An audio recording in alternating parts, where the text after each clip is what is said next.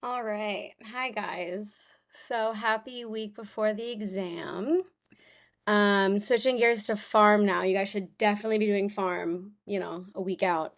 But we're gonna go through at least some, relevant stuff on the study guide related to farm, but the bulk of this is gonna be farm, which we're gonna do towards the end. All right. So this is kind of how I laid this out. So of course, if you're watching the recording, you can jump ahead to what you need. But I'm pretty sure all of this was covered on the exam when, at least when, we took it. And I'm pretty sure a lot of this is on your syllabus regardless. But we're going to end with farm. We're going to kind of build our way up to it. And then the farm will hopefully make more sense once we give this context. All right, so we're going to start with the onc drug target. So like I said, the purpose of today's session is the oncology farm. We're doing hematology farm on like the next session is going to be hematology farm. This is oncology farm. This is actually one of my most requested farm sessions during dedicated from the second years. So it has gotten better over the past 2 years, and I've highlighted things that have either come up on exams or on boards that people have directly told me, like, oh my God, we went over this and it was on my test.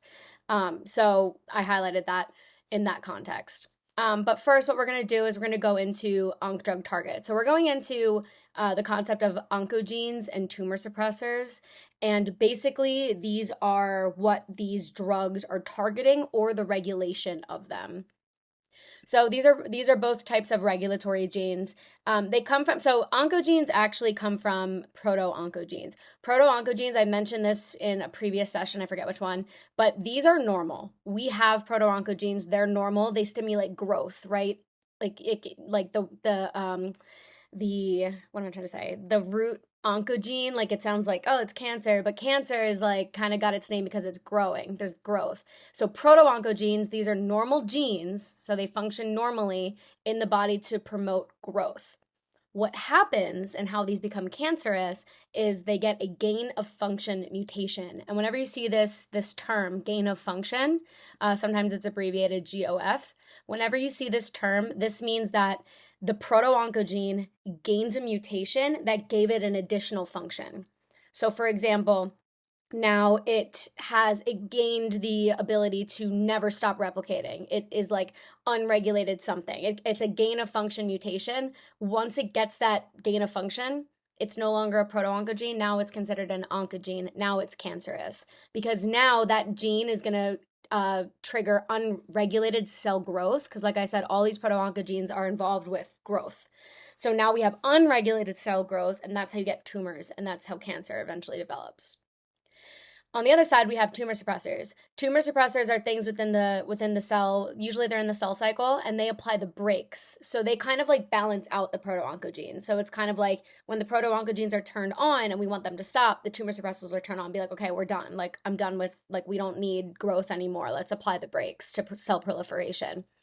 Usually, what makes when tumor suppressors become cancerous, this is a loss of function mutation. So now think of it as it's losing its brake function. Now it can't apply the brakes to cell proliferation. And usually you'll see loss of function abbreviated LOF. Mutation in tumor suppressor, this is failure of growth inhibition, and then that's what allows for tumor formation. So you can see like both of them are leading to tumor formation, but if you have a mutation in a proto-oncogene, usually it's a gain of function mutation, and honestly a lot of the time these are the dominant mutations, so these are the ones that are passed down from generation to generation, so these are usually dominant. Loss of function mutations are usually with the tumor suppressors, and these are usually your recessive mutations. And this can help you because you are going to have to memorize every single proto-oncogene / oncogene and then tumor suppressor / cancerous tumor suppressor, I guess. And if you kind of keep that in mind, like, oh, I know P53 is a tumor suppressor, it likely was a loss of function mutation. That's probably a recessive inheritance pattern. And you'll see when you start doing like board style questions, you'll see they pull questions out of their butt and you're just like, where did that come from? But they want you to think, and this is kind of, I'm just trying to get you guys to start getting in that mentality. But regardless, genes, so we're talking about genes here. So tumor suppressor, these are genes. Proto-oncogenes, these are genes. They're genes, they code for products. Usually the product is a protein, right? But sometimes the gene and the product are named the same, And then so sometimes they are named the same, other times they're not. And unfortunately, you have to know both the gene and the product, because sometimes they'll say like you have aberrant production of X protein. What's the gene mutation? And they're not named the same. And you're like, ah. So I'll show you some charts that, I just printed these out when I was studying for boards, and just kind of kept them on deck. But that's what it's meant by like the gene and the product might not be the same. All right, so again, proto-oncogenes, normal cellular genes, products promote cell proliferation. Oncogenes are mutated or overexpressed versions of the proto-oncogenes that function autonomously. And this is really important. I didn't go into it because Dr. Sitar did chef's kiss job explaining like these autocrine loops. So it's basically like once it becomes an oncogene, it's a cancer cell. Cancer cells, they don't listen to anybody. They listen to no regulation. I think we briefly touched on this back in endo block with cancers. It's like they don't listen to anything. They don't care. It's like, oh, like stop, like negative feedback's acting on it. It's like, I don't care. Like I'm a cancer cell. Like what do I care? So that's what that means. It's functioning completely on its own, and it loses any kind of dependence on normal signaling. And that's when he talked about the PDGF example, the platelet-derived growth factor, and then that autocrine loop. It's like the cancerous cell is stimulating its own growth over and over again, and it's not listening to anything else. This is like a general schematic of like what a growth factor receptor pathway should look like. A lot of the growth factors and growth factor receptors are proto-oncogenes. Hopefully that makes sense with the past two slides, is proto-oncogenes stimulate cell growth. So a lot of the times you'll see like it's a receptor or it's a growth factor, that's still considered a proto-oncogene because it's stimulating growth. And then with like the platelet-derived growth factor example, this is considered a proto-oncogene. It gets a gain of function mutation. Now it's acting autonomously. It's acting on its own. That's now considered an oncogene.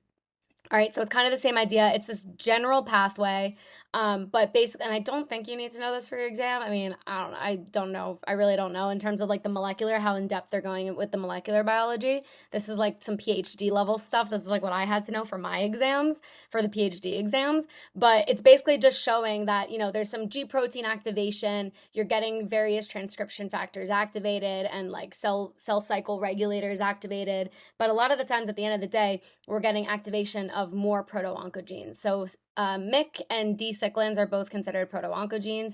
And again, these can be mutated. The receptor can be mutated. The actual growth factor can be mutated. Any of these things can be mutated within this pathway. RAS is typically mutated in a lot of the cancers. Some of the drugs target activated like inappropriately activated RAS, and that's why. So it's kind of like it's targeting this pathway. RAF, that's also targeted. So just again, overexpression is leading to tumor expansion and growth. The drugs are trying to target some of these overexpressed proto-oncogenes to stop growth. A classic example of a proto-oncogene is HER2/neu. HER2/neu, the gene is CERB-B2, so this is the gene, and it codes for the protein HER2/neu. It's like it's the same. Oh my God, either one is fine. It's the same protein. And what these do is if you have gene amplification of this CERB-B2 gene, then you have upregulation of the HER2 product, that protein. Guess what HER2 is? It's a receptor. It's a growth factor receptor. So now if you look at this schematic over here, here's your normal cell. Here's HER2. Like I said, they're normal. We're supposed to have growth factors, but the cells need to grow. But now if you have the HER2 gene, which is the CERB-B2, that gets upregulated. You see there's 4 in the nucleus now instead of the 2. Now we're going to have twice as many HER2 proteins on the surface. And now this cell is going to be aberrantly signaling. It's going to just keep signaling and growing, and it's never going to stop. So you think of this as like the cell's basically acting in hyperdrive. A classic example, so we talked about the last session, we talked about the various leukemias and lymphomas. So CML and Burkitt's lymphoma can both have the Philadelphia chromosome, right? So the Philadelphia chromosome, those are two proto-oncogenes that basically came together and made a totally new oncogene. So for example, here's BCL, and they call them, in the schematic, they call them an oncogene, but again, these are normal at the moment. So this is a proto-oncogene. ABL is a proto-oncogene normally. BCR, well, I don't think BCR is in this example, but ABL is a proto-oncogene. It has that translocation, that 922 translocation with BCR, and it makes a totally new hybrid gene. now this is acting as an oncogene. So it's like activation of the growth factor signaling pathways. It's acting out of control. Nothing can stop it. That's your classic oncogene. With Burkitt's, it's not the Philadelphia chromosome, but it's the 814 translocation. And it causes the Burkitt's lymphoma. So that's the c-Myc. So c-Myc is your proto-oncogene. It has an 814 translocation. Remember, chromosome 14 on the B cells, always the for the immunoglobulin chains. So that's you're gonna do a little translocation. You're gonna get a totally new gene, which now is going to increase the Myc protein, which is again the Myc, c-Myc codes for Myc. Myc is likely a growth factor or a growth factor receptor. Doesn't really matter, because now at the end of the day, we're having increased expression of even more genes that are pro-growth. And these are how these cancers proliferate. This is actually why you get cancer, because of something like this happening. So here's the chart. So like I said, I printed this out. It's unbelievable how many questions on UWorld will ask directly about the proto-oncogene or its product, and like what cancer it's in. I think the mode of activation in tumor, a lot of the times it's going to be like, when in doubt, like I said, proto-oncogenes turn oncogenes, that's a gain of function. So it's gaining something, it's overexpressed, it's amplified. Something's happening where it's like it's gaining an extra function. But you can see the proto-oncogene, right, is like, here's PDGFB, that's the gene. And then the protein is the growth factor, that's the PDGF beta chain. So you can kind of line these up. A lot of these line up really nicely, which is nice. So here's RET, we talk about RET in various blocks. Here's all the RASes. KIT comes up with like GI block. Here's ABL. So we talked about ABL with Philadelphia chromosome. It codes for a non-receptor tyrosine kinase. That makes sense because we know the product is overexpression of a tyrosine kinase. Here's BRAF. That leads to RAS signal transduction. That's the RAS protein that is in that pathway. Here's Myc. We talked about it with Burkitt's lymphoma as Myc. Then we talked about some of the cyclins with some of those other types of lymphomas from that lymphoma section. But you'll see, it's like they're all kind of lining up with the growth factor. The gene lines up with the growth factor a lot of the time, which is good. Tumor suppressors, on the other hand, these are your network. These are your checkpoint controllers, basically. They work together to stop uncontrolled growth. There's a lot of tumor suppressors, and like I said, you'll kind of start picking them up when you do questions. But the two most important, these you need to know, these are like highlighted. You might even have these on your exam. These are the most important ones, are RB and P53. So, like I said here, know all the tumor suppressors for boards. I made a table and memorized, but not for this exam. I don't know why I was so aggressive with this, with the underline and the bold and I don't know. I really hope you guys don't have a tumor suppressor question, because I might take this out before I upload it, because I'm like, ooh, because you can get asked anything, right? That's the point of PBL. But I would say definitely for boards, it was important. It was a lot. I should say it was a lot more important than this exam. If you're just like, there's too much to memorize, I don't feel like looking at the tumor suppressors for this exam. Look at RB and P53. Those are the two most common ones. That's, if they were to ask you a question, those are the two that I would at least prioritize. But who knows? Who knows? A lot of the times, tumor suppressors are activated by stress. So it's like once the cell is stressed, it's like, let's get activated. And the response to the stress is, let's shut down proliferation. This is kind of its way to like prevent uncontrolled cell growth in terms of like cancer cells. There's something called the Knudson's two-hit hypothesis of oncogenesis. I have a slide on this. It's really interesting. It's like how they think that. So this guy named Knudson, he came up with this idea that you need a two-hit like mutation basically to knock out a tumor suppressor to turn into cancer, oncogenesis, to create cancer.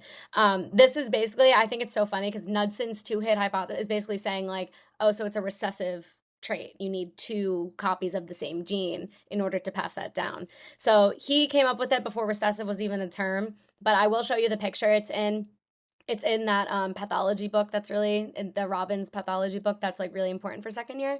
But he'll go into somatic hits versus germline hits. I'll show you a picture. And then retinoblastoma is the most common cancer that's basically where he came up with this. And that's where the RB tumor suppressor got its name. It's because they figured it out that it causes retinoblastoma if you knock this out and you like basically hit it twice and knock it out. All right, so their physiologic, so RB in general, like I said, this is the most important one. This is the governor of the cell, which is so distinguished. So that's its name. It's the governor of the cell. So you can imagine it does like literally everything. So some of the things that it does is it does G1 to S cell cycle checkpoint regulation. So it basically will be like, okay, after G1 phase, let's stop growth until we're good. Like everything looks good here, then we can move on to S. So it's kind of like a checkpoint between G1 and S.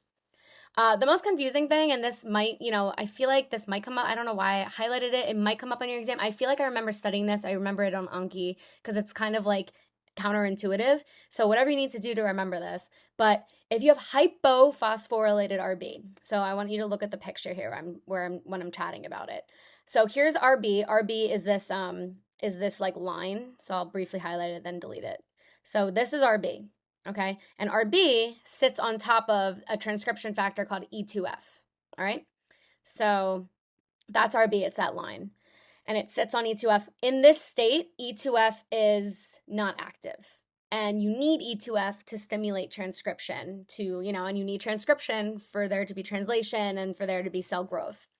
So the hypophosphorylated state, so there's not many phosphate groups located on the long strand of RB, it basically inhibits E2F. It binds to it and it inhibits E2F. I remember thinking, like how I remembered this was there's not many phosphorylated sites on RB, so there's all this room to bind to E2F. So that's how I remembered it. And when it binds to E2F, it inhibits it. It's like you can't go activate transcription. You're bound to me.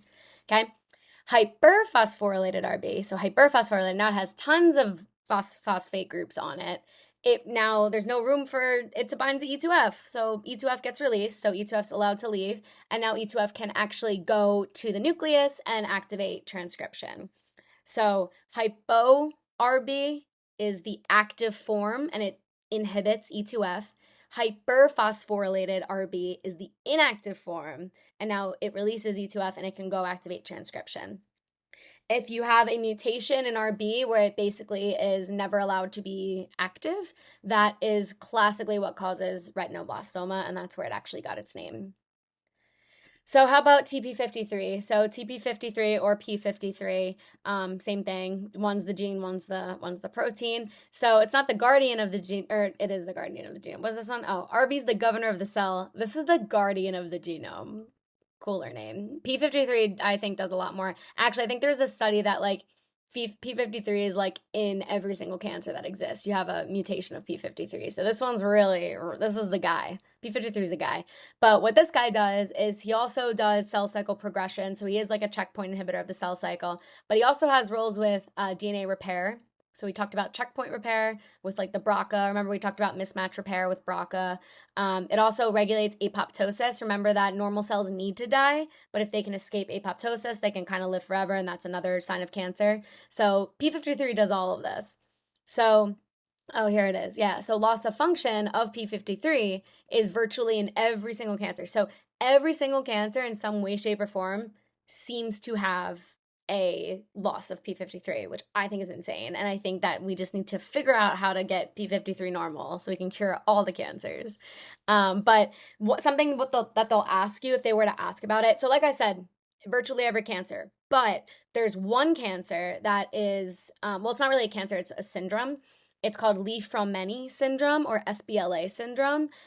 This is like, it's like causative. You know how like retinoblastoma, the RB, hyperphosphorylation inactivates it, that's like causative for retinoblastoma. This now is like I said, P53 is mutated in a lot of the cancers, but it itself, once it's mutated, like it directly causes this Li-Fraumeni syndrome or SBLA. And SBLA stands for sarcoma, breast cancer, leukemia, and adrenal cortex cancers. So you have a patient with all sorts of cancers and like also all over the body, because again, P53 is everywhere. And this just shows you like what P53 does. You can kind of see like you don't get any of these things, and it's really easy to get cancer with a P53 mutation.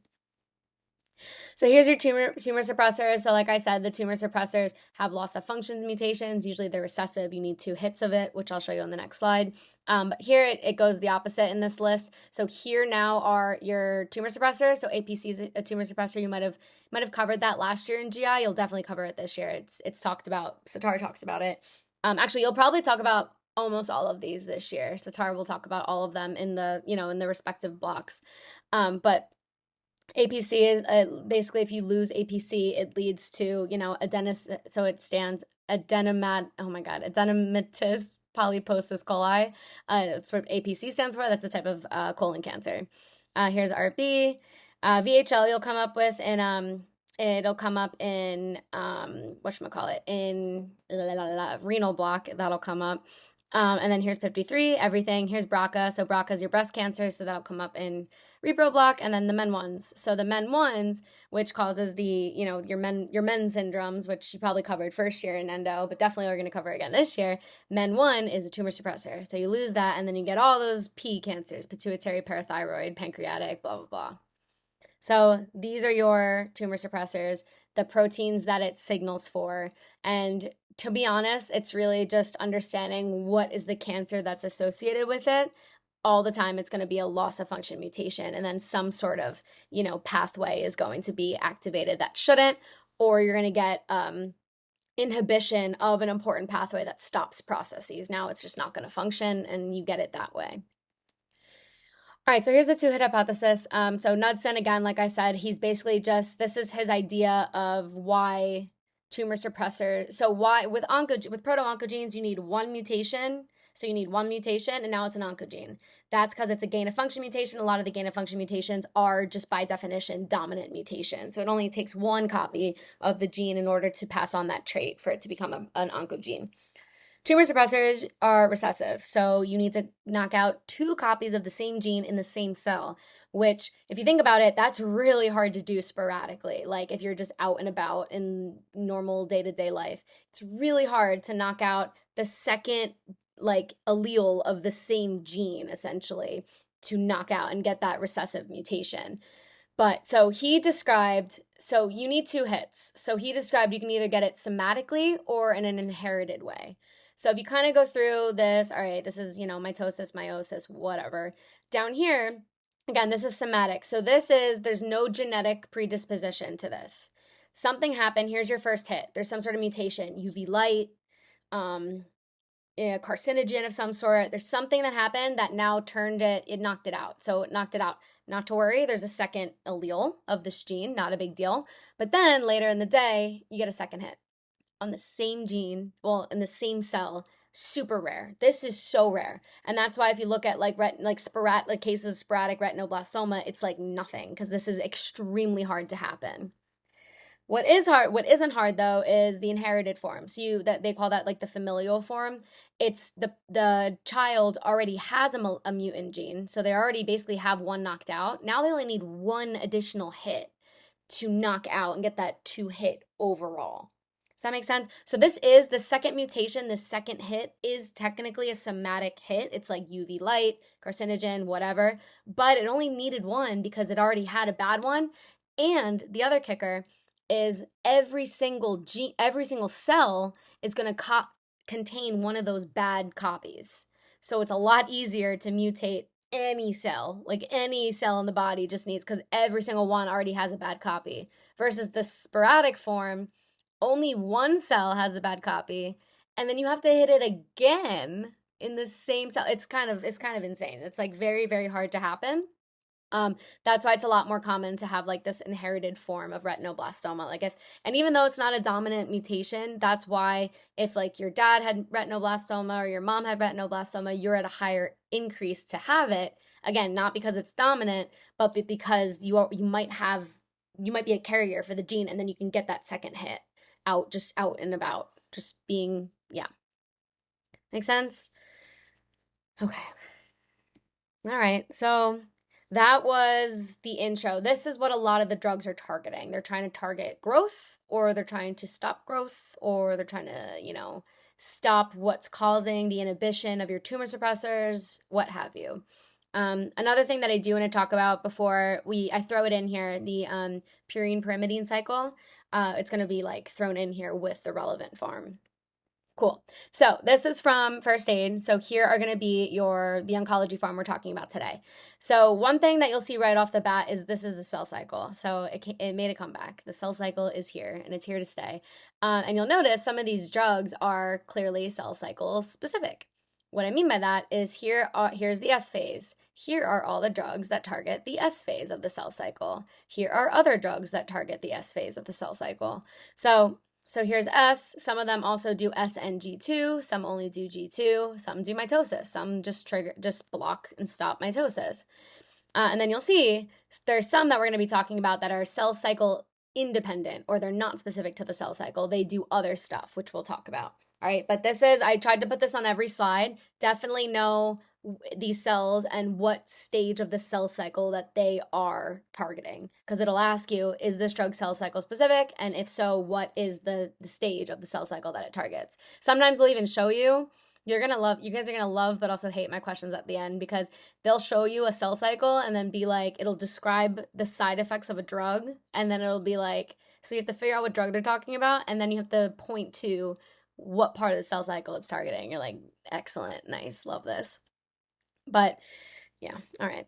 So we're gonna start with the antimetabolites. So what are antimetabolites? So when you hear that a drug is an antimetabolite, this means that it's going to impair DNA replication machinery by destroying or changing the dNTPs needed for DNA replication. So when you replicate DNA, you need an A base, a G base, a T base, and a C base. You need those in order for DNA replication. For transcription, you need your uracil instead of your thymidine. So these are dNTPs, dideoxynucleotide triphosphates, I think. Don't tell anyone that I didn't know that. Don't tell my teachers I didn't know that. But basically what they're going to do, so what antimetabolites are going to do is that they're either going to act as bases, and then the cell is going to take it up and be like, haha, I'm poison, ha. Or it's going to change the normal dNTP, like an A base, and make it so once it is uptaken by the cell, then it kills the cell. And again, it's like, ha, I'm poison. So that's what these antimetabolites normally are doing. You're trying to target DNA replication in some sense. So think these are more so the G1 phase, the S phase, the G2 phases. That's more of like your antimetabolites. Some of these can also act as immunosuppressants, because think about it, you stop DNA replication in your white blood cells too. Now you don't have white blood cells. That's immunosuppressed. So what's included in this group? That's going to be your azathioprine or your 6-MP, cytarabine, methotrexate, 5-FU, hydroxyurea, mycophenolate, mofetil, cladribine, gemcitabine. And then all of these can induce myelosuppression. Myelosuppression is usually when the bone marrow just isn't working. We did talk about, some of the drugs that can cause myelosuppression and can cause like a pancytopenia, so decrease in platelets, white cells, red cells. This is not a unique thing to any of these, and sometimes in vignettes they'll describe myelosuppression. It really can't help, it doesn't really narrow down that it's an antimetabolite versus, like a mitosis blocker or like a topoisomerase inhibitor. It's just, it happens with these drugs a lot. I mean, think about the symptoms of chemo. It's like, that's basically what this is, right? It's chemo. But I wanted to point out that the antimetabolites specifically all induce myelosuppression. So you're going to see a pancytopenia. So you can have symptoms like bleeding, anemia, immunosuppression, like constant infections that don't get got, basically. That could be a side effect of the drug. It's not something unique. I try to point out every single unique side effect that I possibly can with these drugs on each drug slide. All right, but the first thing we're going to talk about is, we talked about this briefly in one of the sessions, I forget. I think the anemia one. But with DNA synthesis, a lot of the drugs are going to inhibit the DNA synthesis. We have to go over DNA synthesis. And what I did on here is I showed right off the bat certain drugs where they're inhibiting steps of this cycle. This is good to know because it shows like specifically what steps of these cycles are being inhibited by these drugs. These are just, 2/3 of the drugs. But first we have vitamin B9, so folate. It gets used by dihydrofolate. It gets utilized by dihydrofolate, and then it's turned into tetrahydrofolate by dihydrofolate reductase. Methotrexate, chemo drug, inhibits dihydrofolate reductase. Interestingly, so trimethoprim, TMP, which is an antibiotic, it's not a chemotherapy, it's not a cancer drug, but it's an antibiotic. It actually does the same thing, but it does this for the dihydrofolate reductase in bacteria. So it's specific to the dihydrofolate reductase that bacteria have. So but you can still get, that's why if you're on TMP, you can actually get, a lot of people are actually super allergic to TMP. I'm really allergic to TMP, but I'm allergic to everything. But I'm also really allergic to it. And because there's obviously some like cross reactivity that can occur. But just wanted to point that out there. It's interesting that it also does the same thing. It's just in bacteria. But methotrexate inhibits dihydrofolate reductase. And then down here, this folate cycle is what gets you to make thymidine. So that's going to block DNA synthesis. Similarly on here, here's 5-FU. And then, capsaicin.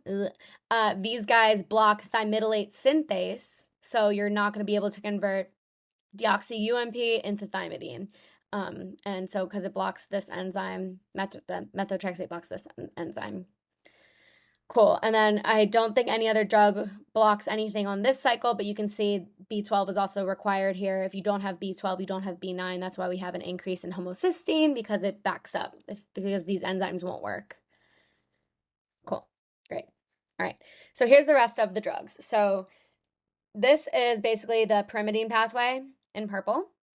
And then the purine pathway is down here in blue. And then just for your convenience, I put the folate cycle down here. So literally this slide, I just moved it because it's the only one relevant. We're not really talking about the methionine cycle at all, or odd chain fatty acid metabolism, so it's not on here. So this is kind of what's happening. You can kind of see it all in one spot. And then you can see where these drugs are working. So if we start up in the pyrimidine pathway, so remember your pyrimidines are C, U, and T. I remember that with cut the pi. So cut the pi for pyrimidine. These are going to be your single ring structures. And so with this pathway, we have glutamine and carbon dioxide combining to make carbamoyl phosphate.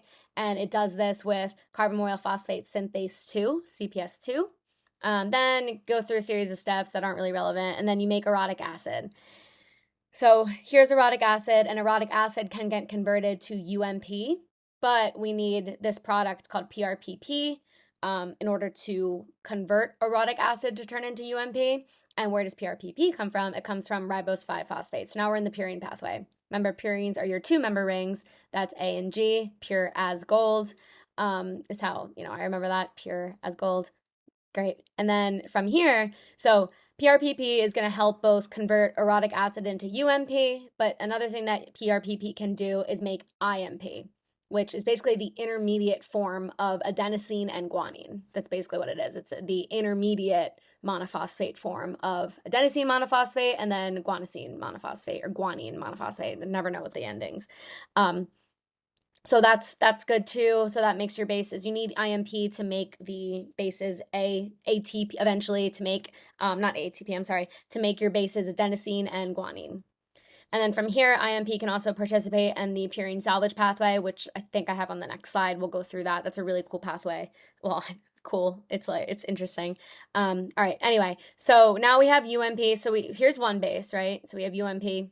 Here, IMP is not really a base. It's an intermediate, but here's our second base. Here's our third base. And then if you remember, UMP gets turned into UDP by actually I don't know why I said you remember. I kind of showed UMP over here and didn't really give context where it came from. Here's the context. So it gets converted to UDP. So this is a monophosphate. Now it's uridine diphosphate, and it gets converted by ribonucleotide reductase. All right, so UMP to UDP.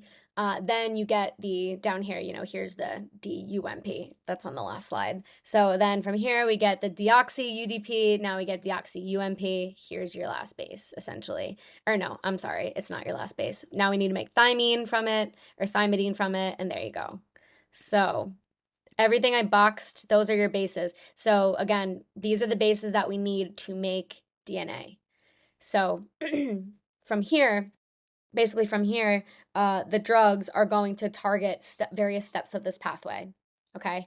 And then we talked about methotrexate and TMP, trimethoprim, are going to block dihydrofolate reductase so that we don't get the DUMP, essentially. We don't get regeneration of that because we need that. We don't have the regeneration enough to turn it into the thymidine base.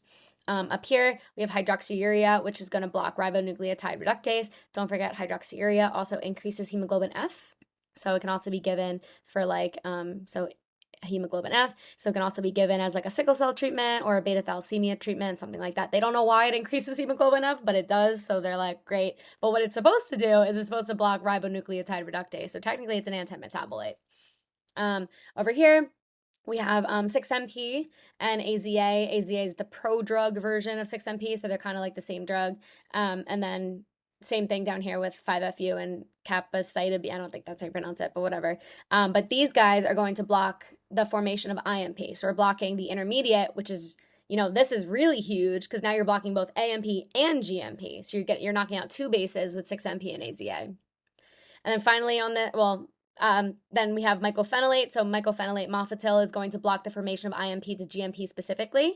And then we have 5-FU and capecitabine. I don't know if that's how you pronounce that, but that's going to block thymidylate synthase. So we're not allowing the formation of thymidine. Cool. All right. So that's where some of these drugs are working. Again, they all have their own slides. We'll go into them, but I wanted to talk about both purine salvage as well as tumor lysis. So purine salvage is exactly what it sounds like. We're salvaging some of the unused portions of this pathway over here, of the purine pathway. So if we kind of see from this slide, here we are right here. So here's ribose 5-phosphate right here, and we're kind of going through that circle. But I'm going to show you purine salvage. You're basically recycling some stuff to go back into this pathway. It's kind of just like trying to utilize as much as you possibly can.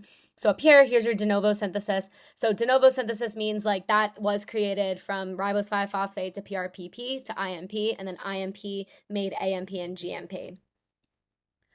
All right. Also, I don't know if you guys hear that, but it's thundering really loud. My room is like shaking. So if the lights go out, we're going to continue on, but I'm just going to point it out. The lights might go out. Okay. All right. So that's de novo. So this is happening new. It's fresh. It's done. Like we got to that part. Now we're going to do salvage. So salvage now is going to be like, all right, let's break these things down. Let's utilize them, but then let's also recycle what we can and then try to excrete what we don't need. And there's some interesting pathology states of purine salvage, which is why I also wanted to bring it up. Okay, so these are nucleotides. I never remember nucleotide or nucleoside. All right, so GMP, IMP, AMP, these are your nucleotides. Then they get broken down, irrelevant, into guanosine, inosine, and adenosine. These are your nucleosides. And then eventually guanine and adenine. These are your bases. These are the ones that are actually used, in the DNA replication. But to salvage whatever we don't, if we don't need much guanine, it can get recycled. And then if it gets recycled, then we can kind of go through this process as much as we need to.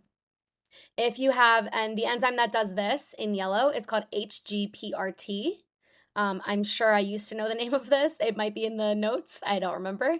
But this enzyme, if you're deficient in this, it's X-linked recessive. So think men, like boys with uncles, maternal uncles with the disease. That's Leishmanian. And Leishmanian, has a whole...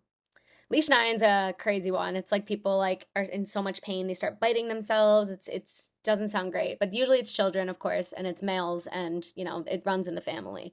But that's what it is. It's an X-linked deficiency in HGPRT. You can't recycle guanine, essentially. And the other thing you can't recycle is hypoxanthine. Hypoxanthine is the breakdown product of IMP. Technically, it's a free base. It's not incorporated in our DNA, but it follows the same pathway. This is also implicated in Leishmanian. All right, so then we have AMP. AMP is broken down to adenosine, and then from here, adenosine is broken down into inosine.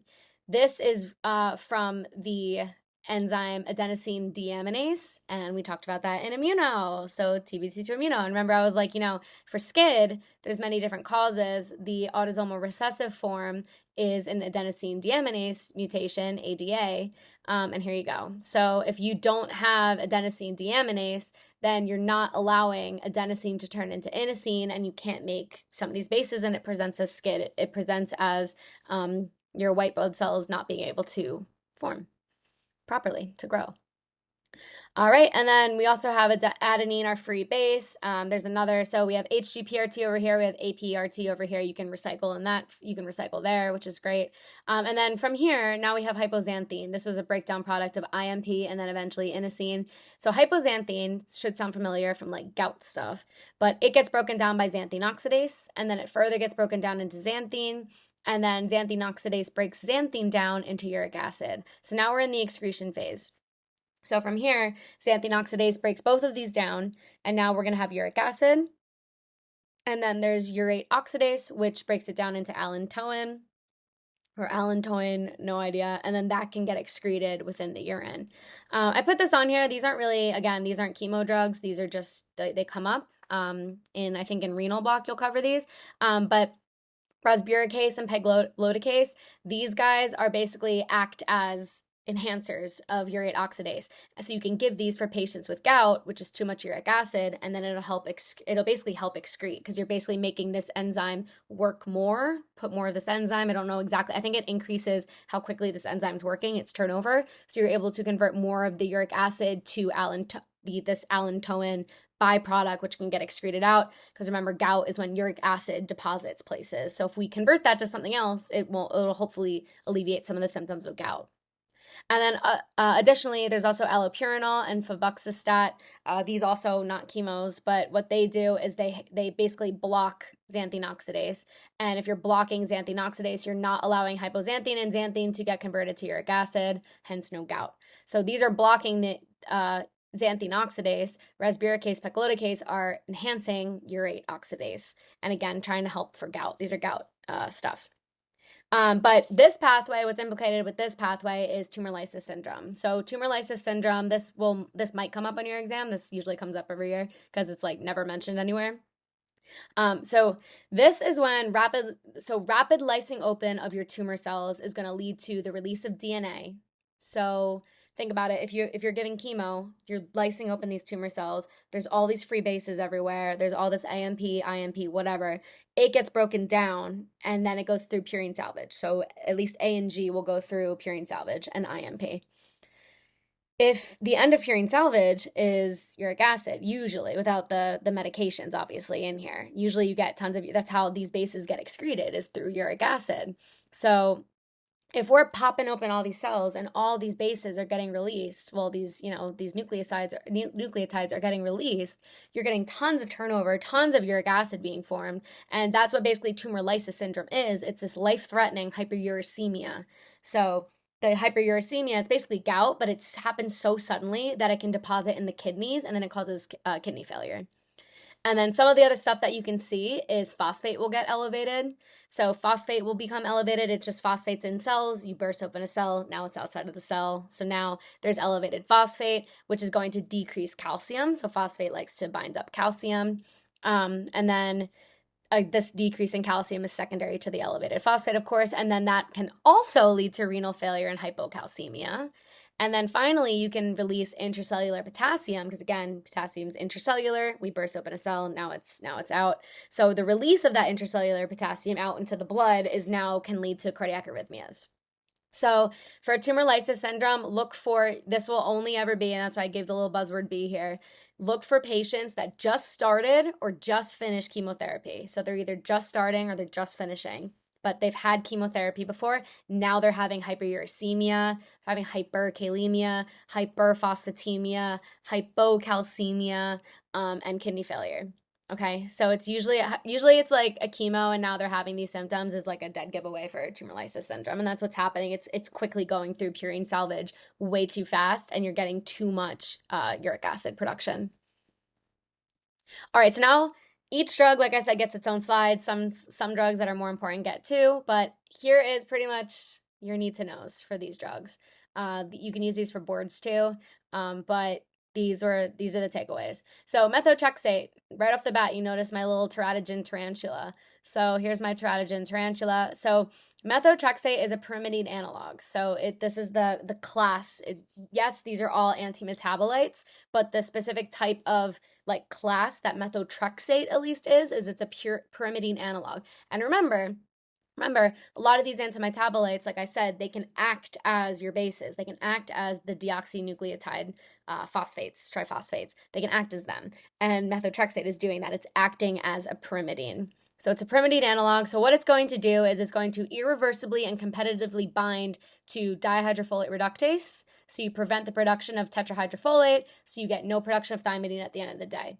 And if they want further reasoning as to why, if you don't get THF, you don't get thymidine, because now there's no methylated THF which if I'll go back and show you. There's no MET THF that acts as a cofactor for the DUMP to convert that into DTMP. So if that just sounded like nonsense, like it did to me, so here is methotrexate. It's going to basically act as your, I have here it's inhibiting dihydrofolate reductase. It is, but it's also getting picked up by the cell by dihydrofolate reductase because it thinks it's a pyrimidine. So it's getting picked up by it. It's not allowing this conversion from dihydrofolate to tetrahydrofolate. So this doesn't happen. Now we don't have any 5,10 methyl. So we don't have this methylated THF. Now we basically don't have anything to allow for this conversion, this DUMP to this DTMP. So now we can't make thymidine. Oops. Okay. So indications, various cancers you can get. Like I said, a lot of the antimetabolites are like for various cancers because it's like the cancers that will respond, most cancers will respond to not having the deoxynucleotides. They need them to grow. So you can give them for a lot of cancers. But like I said, I tried to highlight other instances where you can give the drug that can help you, at least in a vignette, or give something away. So for methotrexate, this is also an abortifactant. So when you use it with misoprostol, which I don't know if you guys cover yet, you might cover it later. In like it's a vasoactive drug. You might cover it in POEM, like accidentally, but technically it's an abortifactant. It stimulates basically prostaglandin production, and then it helps with secretion and like so if you give misoprostol, you can, in theory, wash out the implanted embryo in the uterus. It can like cramp it out. And if you give methotrexate, it like helps with that process. Another thing too is it's a DMARD. So DMARD, I think I have this in the notes, but I think it stands for disease modifying anti-rheumatic drug, I think. When you see this indication, something's a DMARD, it's a very good anti-inflammatory drug. So it's disease modifying, like this is for like an anti-rheumatic drug. So it's like DMARDs are given for rheumatoid arthritis, lupus, Crohn's disease. So all these can get DMARDs. Methotrexate is technically considered a DMARD. And do you guys remember when the whole thing was happening where, well, it probably is still happening, but they were like, they banned abortions in like certain states. They actually, I remember hearing a story from actually Dr. Brecker. She was telling me how, and if you guys don't know Dr. Brecker, she's a second-year facilitator. She's a rheumatologist. She had a patient, or she had heard of one of her colleagues that had a patient in one of those states where you couldn't get abortions. They weren't legal anymore, and they were on methotrexate, and it was really well controlling this patient's rheumatoid arthritis. It was like the only thing that worked. And as soon as that law went into effect, this patient could no longer get methotrexate because it's considered an abortifactant. They're like, yeah, sorry, we can't give this to you anymore. And her rheumatoid arthritis went like out of control, and the doctor's like, I'm so sorry, like I don't know what to do, like I don't know what to give you. Just a little tidbit, maybe it'll help you remember that this is an abortifactant, but it can also be given for rheumatoid arthritis as well. It's an anti-inflammatory drug. And as well as molar pregnancies. You'll learn about molar pregnancies in repro block, but it's basically like an unviable pregnancy. And then some other things that's specific about methotrexate is once it enters cells, it becomes polyglutamated. Sometimes I ask this, I think that's why it's highlighted, is like, it's kind of the same idea as like when glucose enters a cell, it becomes phosphorylated and then it can't leave. Now it's glucose 6-phosphate, and that's the glycolysis thing. It's kind of the same idea here. Methotrexate, as soon as it enters a cell, it becomes polyglutamated, and that prevents its movement out of the cell, just like the phosphorylation prevents glucose to move out of the cell. So that's something interesting about methotrexate. It can also cause folate deficiency, and then I put obviously, which sounds aggressive, but like you're making a folate, like you're literally blocking the folate cycle. So of course it's going to cause a folate deficiency. So look for those symptoms of a folate deficiency, like the megaloblastic anemia, the hypernuclear neutrophils, the increased MCV, the increased homocysteine, things like that. All right, more on methotrexate. It is cell cycle specific, so this is in the S phase. Hopefully that makes sense because we're talking about DNA replication. So this is S phase specific. A common unique side effect is mucositis. I even said that this was, unique, and then it's like literally not. Mucositis is not unique to methotrexate, but I did include it here because I feel like when I was doing vignettes for methotrexate, mucositis was mentioned more than with some of the other drugs that cause mucositis. So that's included here. But mucositis is not at all unique to methotrexate. Also, pulmonary fibrosis, that's probably the most common unique side effect, but the other two that do cause pulmonary fibrosis are busulfan and bleomycin. It's a teratogen, so like I said in previous sessions, like with warfarin and stuff, what does it cause? What's the teratogen? If it crosses the placenta, what does it do? It causes neural tube defects because of that folate deficiency that it can cause. So you can get like spina bifida. Can you reverse it? You can. So if you take too much methotrexate, how do you reverse it? You alkalize the urine with sodium bicarbonate. And then I put here like other drugs you can do this for, where you can alkalinize the urine, is phenobarbital, which is a psych drug, and then aspirin, which we'll cover in the last session. And then lastly, since methotrexate is causing a folic acid deficiency, you can give the patient leucovorin. Leucovorin is not a chemotherapeutic. It's all leucovorin is folinic acid. Folinic acid is the precursor to folic acid. So what you can do is you can give the patient methotrexate, and then you can supplement with this leucovorin to basically blunt those side effects of a folate deficiency. So things you would see with a folate deficiency. And when doctors do that, it's called a leucovorin rescue. So you give methotrexate, you also give leucovorin to kind of blunt those, vitamin B9 side effects.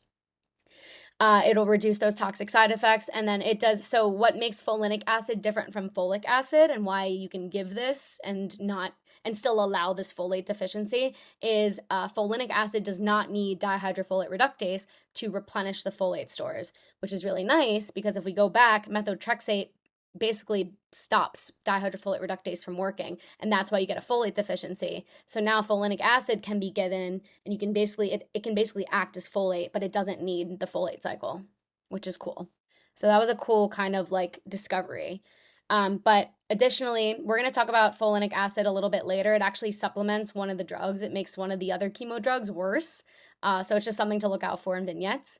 But the next one is 5-FU and capecitabine. These are pyrimidine antagonists. So these are going to basically be acting, the opposite of our last guy, our methotrexate. So it's an antagonist of the pyrimidine cycle. It has the prodrug form of 5-FU is capecitabine. Still don't know if I'm saying that right, but they're basically the same drug and they're used interchangeably. It's just capecitabine, it turns into 5-FU. So what these guys do is they inhibit thymidylate synthase, which will decrease DTMP production, again, decreasing DNA synthesis. So if we go back to our little guy here, if we look on our thing, here's your 5-FU. It blocks thymidylate synthase. We don't get our thymidine. So indications, so you get this for a lot of the antimetabolites are just like cancers are the indication. Mostly for these guys though, you give them for colorectal cancers. It can also be used as an antifungal because for whatever reason, it works in the fungi as well. The thymidylate synthase in the fungi. So, cell cycle specific, this is also S phase. Common side effect here is called Palmar-Plantar erythrodysesthesia, which is a wild word. But this is basically chemo-induced hand-foot syndrome. It's where like your feet and your hands get red and rashy and they just like itch and they tingle. So that's called, chemo-induced hand-foot syndrome. If you see this term, that's what they're talking about, Palmar-Plantar erythrodysesthesia, and 5-FU causes it. Here's your leucovorin. So here, you give leucovorin for methotrexate to blunt the side effects. For 5-FU, you give leucovorin and it makes it better. It basically makes it a better drug. And to kind of look at it like logically, remember leucovorin, it kind of bypasses the folic acid cycle, but it basically makes more folic acid. So at the end of the day, it'll give you even more deoxy-UMP. So if you think about it, this is making 5-FU even better because it's really, really blocking. So 5-FU is going to block thymidylate synthase. it's like, sorry, other way. We have tons of this. It's really just like enhancing 5-FU is what I'm trying to say with that. So it's just something to keep in mind. Leucovorin can be given for good, for methotrexate, to blunt the symptoms, or it can be given to enhance 5-FU. And OD reversal, if you take too much, there's none listed. Okay, next we're going to do gemcitabine. This is a cytotoxic pyrimidine analog. Whenever you see that term cytotoxic, it means that, so this pyrimidine analog, it's like a C, a U, or a T, and when it's uptaken by an enzyme that uses it in the pyrimidine cycle, it's going to die, basically. It's cytotoxic. So it's like, it's one of those disguisers. So it uptakes it and then it like dies. So that's what the mechanism here is. It's incorporated into DNA by DNA polymerase, and then it blocks DNA synthesis and repair. So it's gonna, we have a cytotoxic thing, and then DNA polymerase takes it, and it's like, cool, let me put this in the DNA. And then it can also block repairs, because then when you have the DNA polymerase going back to repair, to like read everything, it basically stalls it, and then it blocks it. You give gemcitabine mostly for your solid tumors, and it's cell cycle specific for the S phase. So all of these so far have been S phase, which is cool. Cytarabine, exact same thing. It is another cytotoxic pyrimidine analog. But for this, and it's cell cycle specific for the S phase, but you don't give it for solid tumors. You give it for, solid tumors. You give it now for blood cancers. Specifically, you can give this for AML. And a lot of the times with these indications, it's like things like clinically over time, they just found that they work better. They don't know exactly why. So when you see something like this, especially for AML, they probably just found for AML that this works better than like ALL or CML or something like that. All right, hydroxyurea. So this is a pyrimidine antagonist. So remember from our little chart, it inhibits ribonucleotide reductase, which blocks synthesis of thymidine. So if we go back to our handy little thing here, so here's hydroxyurea. So it's going to block ribonucleotide reductase, so we don't get conversion from UMP to UDP, and then eventually we're not going to get any of these other bases down here. Okay. Nope. Okay. So when do you give this? Indications are AML, CML, polycythemia vera. So you can give them for any of those. You can also give it for sickle cell anemia, vaso-occlusive crises. Remember, it increases hemoglobin F. They have absolutely no idea why. And then another indication, I don't have it on here, would be like for beta thalassemia major. This can increase hemoglobin F because our normal hemoglobin isn't working. Hemoglobin A is not working. Cell cycle specific is S phase. So 6-MP and AZA. So this is another example, like with the 5-FU, that this is going to be a cytotoxic purine analog. So now we're on the opposite side. We don't have pyrimidine analogs. We have cytotoxic purine analogs, but we see this term cytotoxic, so we know it's going to be uptaken, and then it's going to kill whatever uptakes it. So 6-MP and azathioprine are pretty much the same thing, just like the other one with 5-FU. So AZA is the prodrug version of 6-MP, but both of them are going to inhibit PRPP aminotransferase. So you're going to block synthesis of IMP. So you're not going to get any of the purine bases. You're not going to get any A and any G.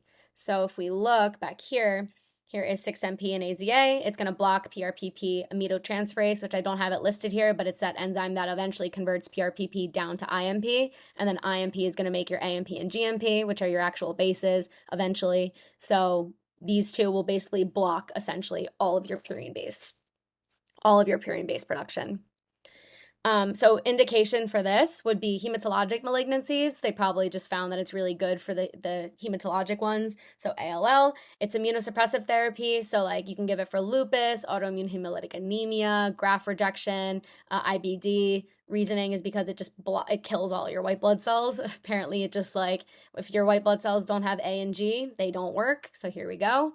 And then it's also a DMARD for rheumatoid arthritis. So just like methotrexate is a DMARD, this is a DMARD. So it's a disease-modifying anti-rheumatic disease agent. I don't exactly remember what it stands for, but that's, you can give it for rheumatoid arthritis. It's one of the actual considered like medications for it.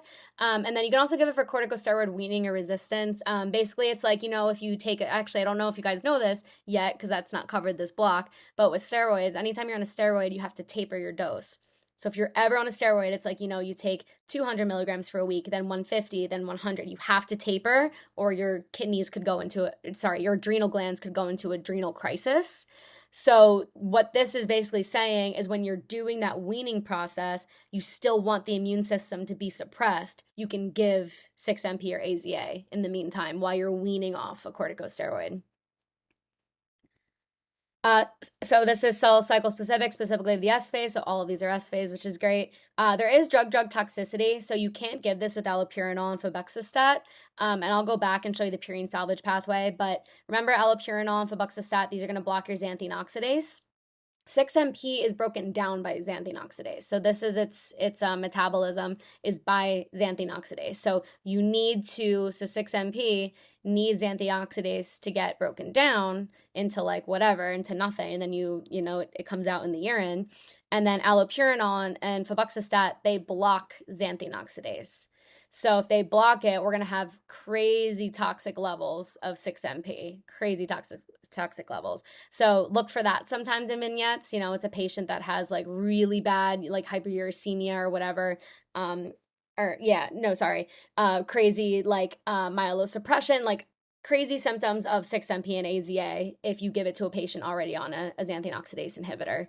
So if we go back to purine salvage, here is allopurinol and febuxostat. So they're going to block xanthine oxidase, but we need xanthine oxidase to break down 6-MP. So it'll just be present in the body for longer than it should. Okay.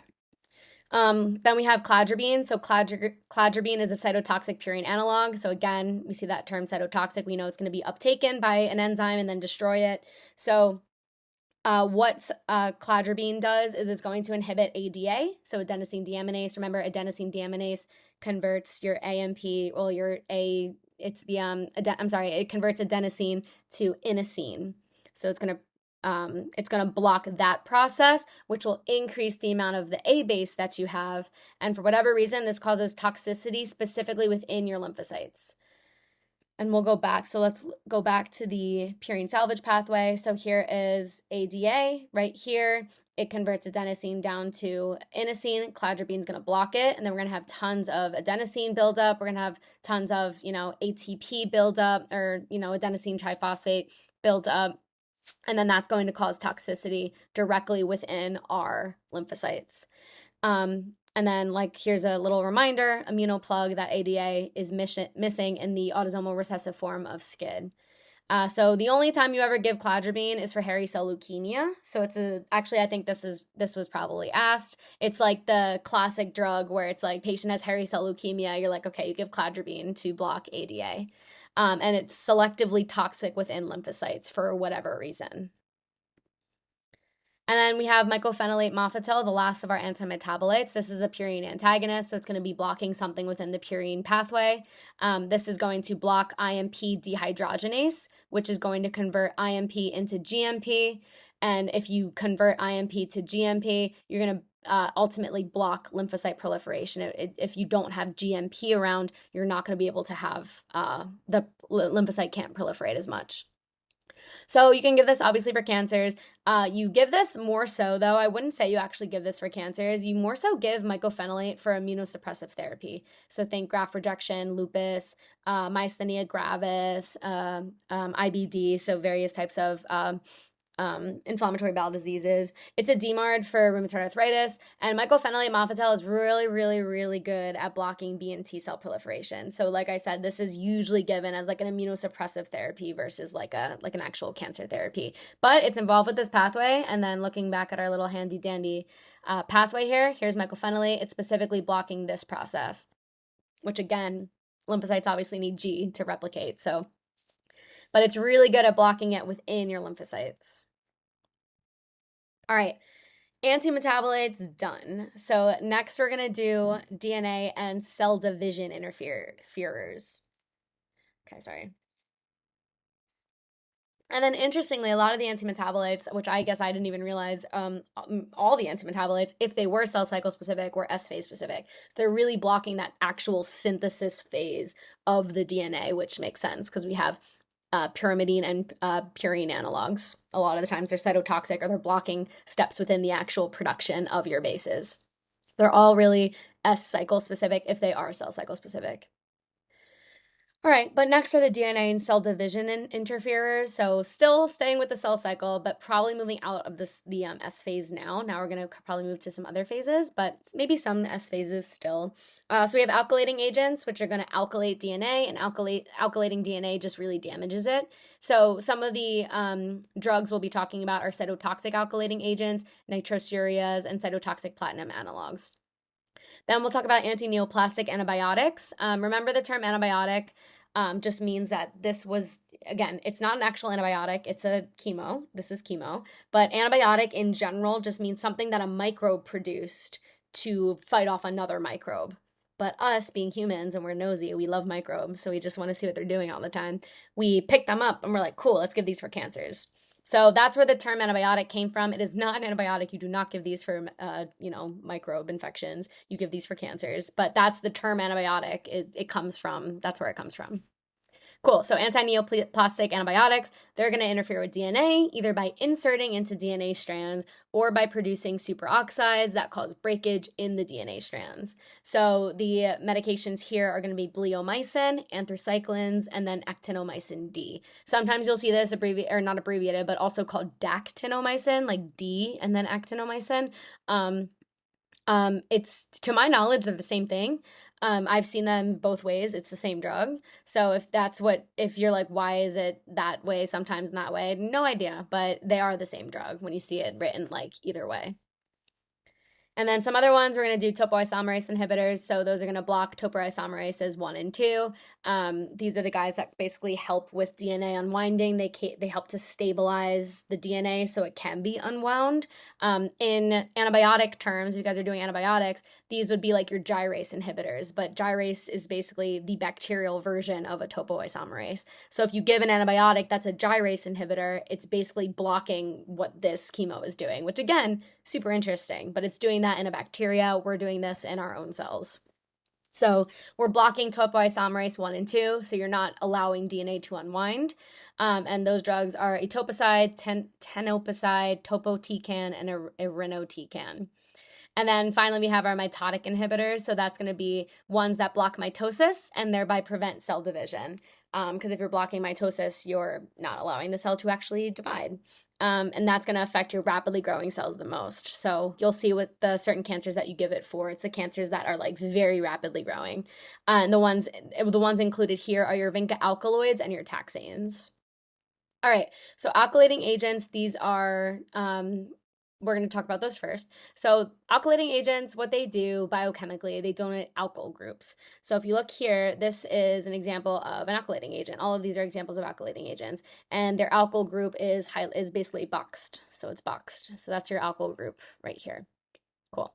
And it's going to, when it donates that alkyl group, it's going to form intra and inter strand DNA adducts. So it's basically going to insert itself within DNA by donating that alkyl group, and then it's going to cross-link it, and then the body, like the cell is like, oh my god, this is not right, and then it triggers apoptosis. So it's basically making the cell do its dirty work for it, but it's great. And it basically triggers apoptosis because the fact that this is an alkyl group, DNA repair can't fix it. So that's why the apoptosis pathway gets triggered. You don't have to know these out, like you don't have to know these names down here. I just wanted to show you guys like alkyl groups here. Cool. All right. So the first of the alkylating agents are cyclophosphamide and ifosfamide. Here's your tritogen tarantula. So all of these are going to be your cytotoxic alkylating agents. What they're going to do, and all of these again have the same mechanism. They're going to bind to and adduct DNA by forming those intra and interstrand crosslinks, ultimately triggering apoptosis. That's really their mechanism, is they're triggering apoptosis. And these guys interact with CYP450. I have a whole bunch of your CYP450 drugs. We're going to go into a lot more depth, well, a little bit of a lot more depth in the last session on the hematology drugs. But just understand that these get metabolized by CYP450. So indications for this are going to be, blood cancer, solid tumors, immunosuppressive things, all the same, all pretty much the same, what we're seeing. Apparently this is good for lupus nephritis. Great. And it's cell cycle non-specific. So there's no specific phase of the cell cycle that these drugs target. So what are some unique stuff? So the unique side effect of cyclophosphamide only, not ifosfamide, is hemorrhagic cystitis. If I had to pick a question on cyclophosphamide, this is the slide I would ask about. So this drug is, sorry, I think I said it got metabolized by CYP450. It works through CYP450. So it works through those enzymes. Those enzymes are in the liver. This drug gets metabolized by the kidneys. So a side effect with cyclophosphamide is hemorrhagic cystitis. So inflammation of the bladder causing like bleeding. So what happens is the kidneys break down cyclophosphamide into something called acrolein. So here's acrolein. Acrolein is toxic to uroendothelial cells. It also increases the risk of developing transitional cell carcinoma, aka bladder cancer. Don't you love when a chemo increases the risk of developing cancer? Just that's fantastic. Just really great.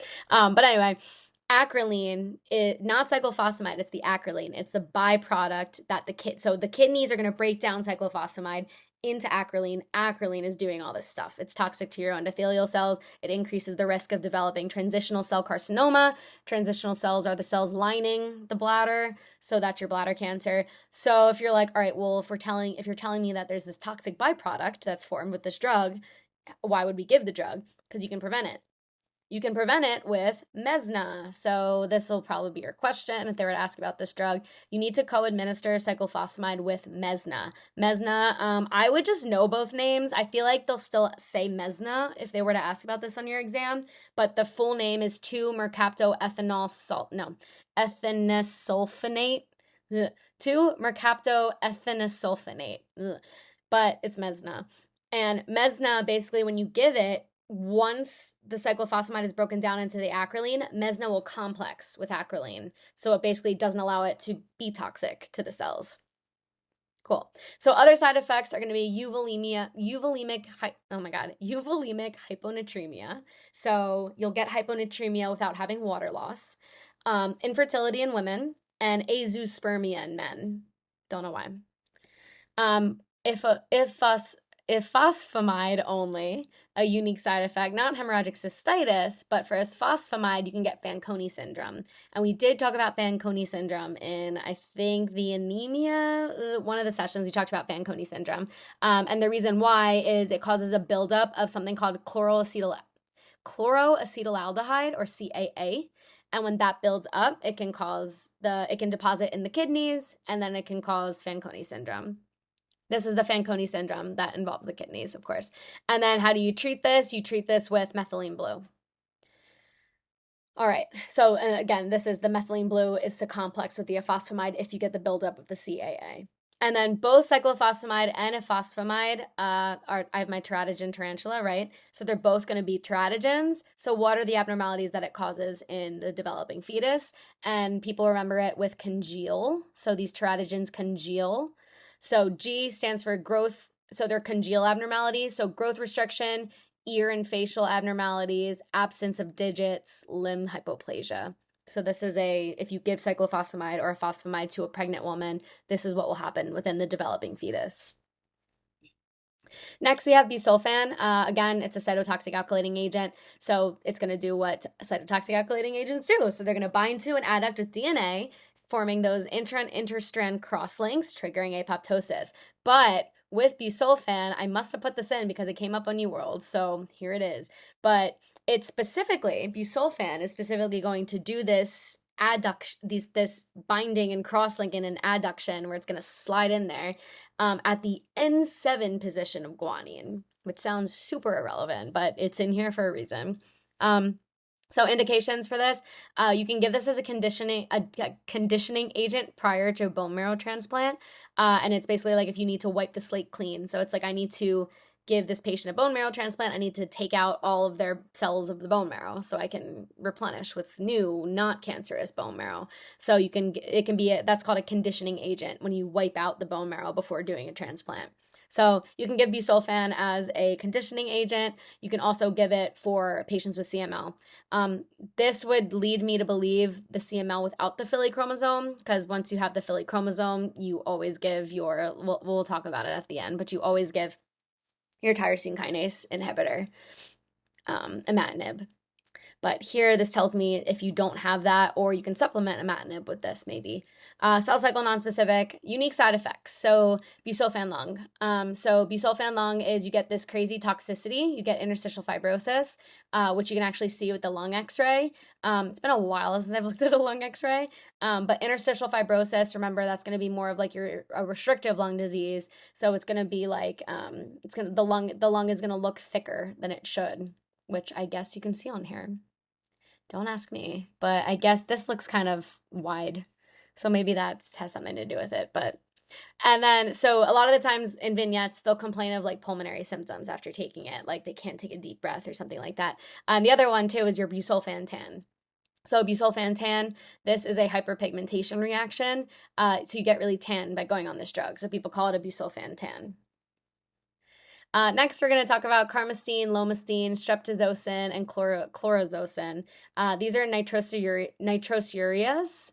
Nitrosoureas are nitrogen mustards, like literally like mustard gas that they used in the war. Streptozocin is a mustard gas, but it's a naturally occurring one. All the other ones are going to be artificially created. And also there's a hematology drug that we're going to talk about later, in the next session, that also comes from strep, and it's the naturally occurring form of the other ones, streptokinase. Cool. So these are obviously going to be our alkylating agents. So they're going to bind to an adduct DNA, forming those crosslinks, causing apoptosis. This is also going to work through CYP450. Again, like I said, I just try to point it out whenever I can see it because you're going to need to know it for boards. Not so much for the exam, but definitely for boards. Indications are brain tumors. So for this reason, because these drugs are highly lipophilic. So if they're super lipophilic, they like lipids. The brain, super fatty.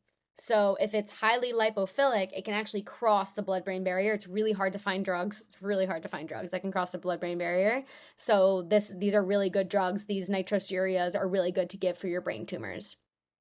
Cell cycle nonspecific, and a common unique side effect is neurotoxicity. Again, because of how lipophilic it is, you might have more in there than you're intending. Next, we have our cytotoxic platinum analogs. We have cisplatin, carboplatin, oxaliplatin. If you guys have ever shadowed like an oncologist, they've definitely given one of these drugs. These are like the best of the alkylating agents, honestly. They're cytotoxic platinum analogs.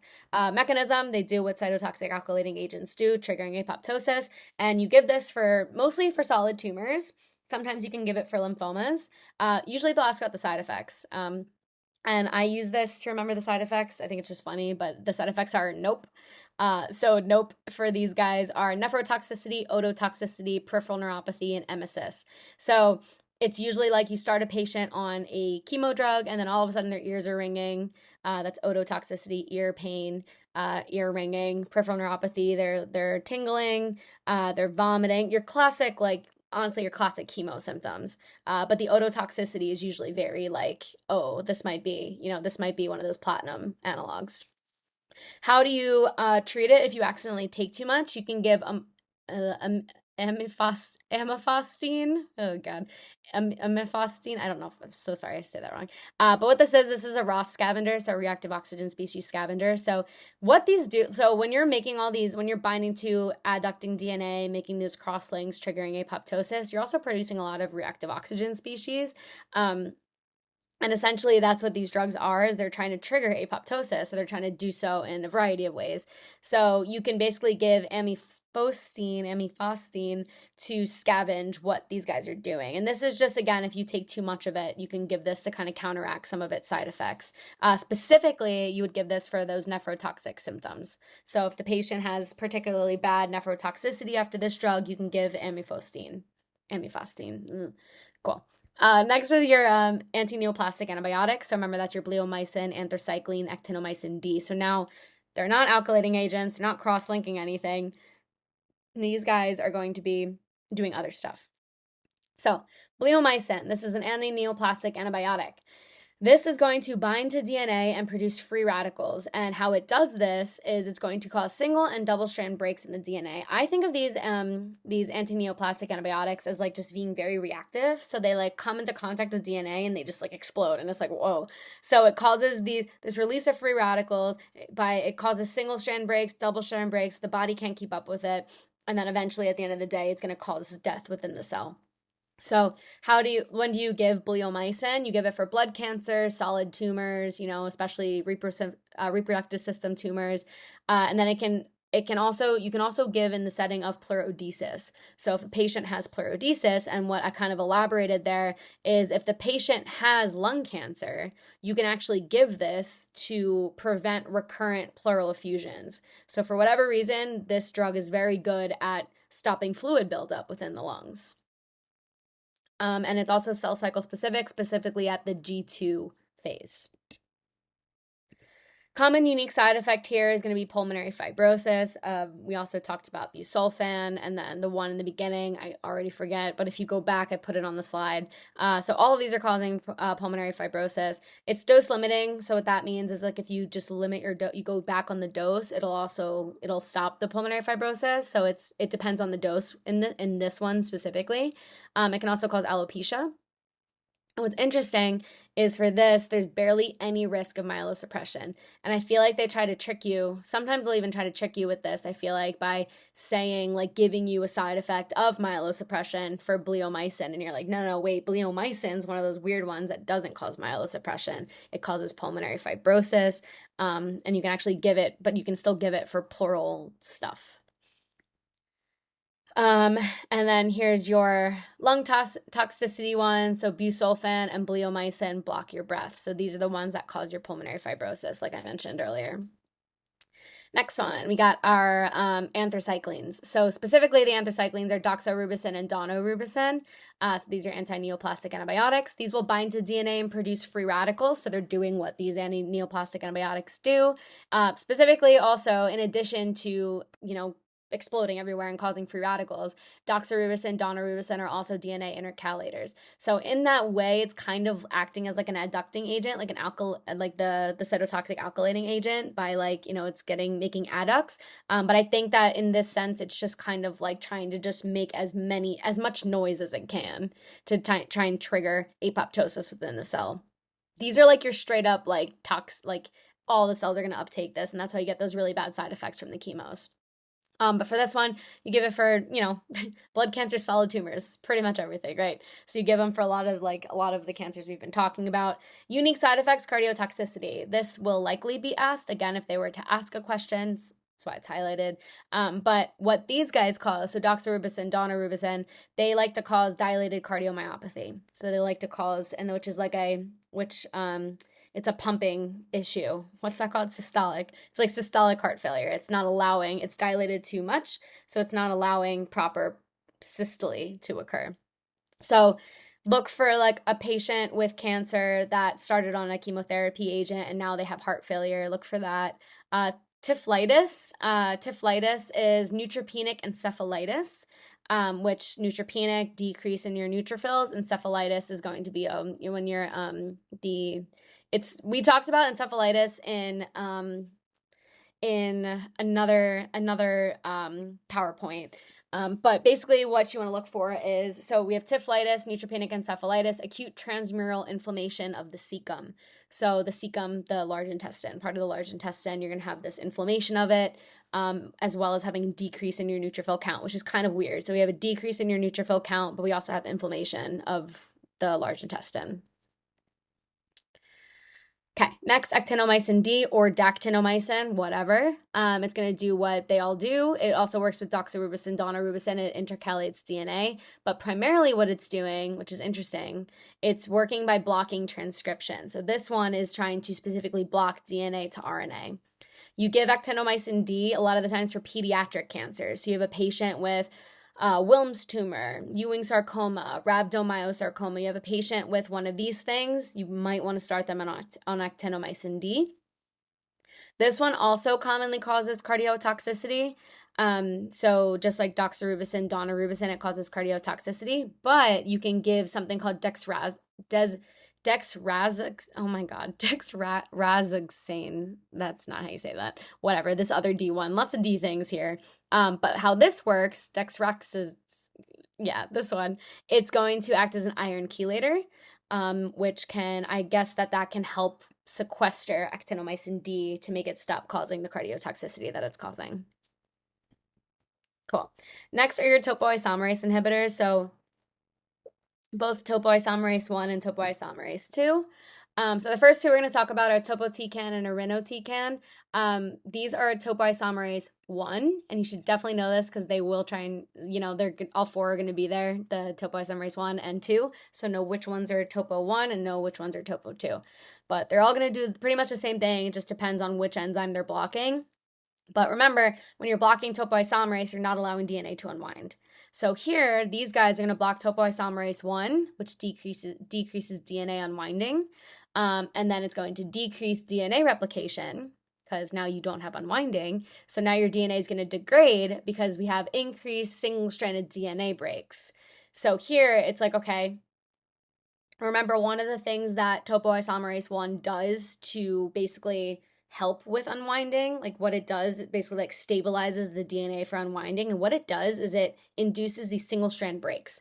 And it's, we're going back to, AP bio, Gen bio back in college, but there's that negative supercoiling that happens with DNA. And then the topoisomerase 1 is going to basically induce these single strand breaks to help kind of relieve some of that really intense supercoiling. And that's what allows for the stabilization so that it can fully start to unwind. Hopefully that makes sense. So basically what's happening here is you're going to have this increase in single-strand DNA breaks because topoisomerase 1 can't do what it's actually supposed to do, and then you're going to not be allowed to unwind the DNA. Okay. Indications here are solid tumors. Cell cycle specific, it works through S and G2. So we have two now. And then something to note, irinotecan and 5-FU cause the worst GI issues in terms of adverse events following administration. So this can be helpful for if you're doing a vignette and the side effects are GI.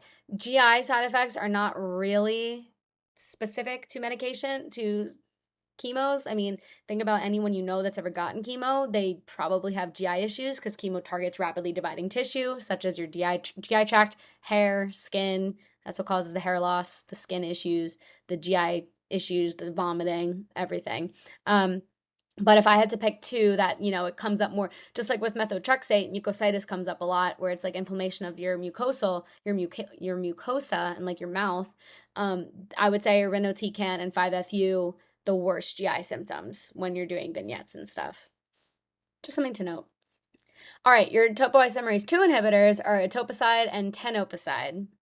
They're going to block topoisomerase 2, which decreases DNA unwinding, decreases DNA replication, and then increases DNA degradation. So unlike your topo-1 inhibitors are going to cause DNA degradation due to increasing the single-strand DNA breaks. So we get increased single-strand DNA breaks. Here, we're getting increased double-strand DNA breaks. So that's what topo 2 does, is now we have the double-stranded DNA already, and it helps relieve the positive and the negative supercoiling by inducing the breaks within the double-stranded DNA. Okay, so that can be asked. Sometimes they like to go after that because it's more mechanistic than just like, oh, it blocks topoisomerase 1 or it blocks topoisomerase 2. The actual mechanism for topo 1 is it increases the amount of single-strand DNA breaks. This one is increasing the amount of double-strand DNA breaks. Something to note, might not come up, but whatever.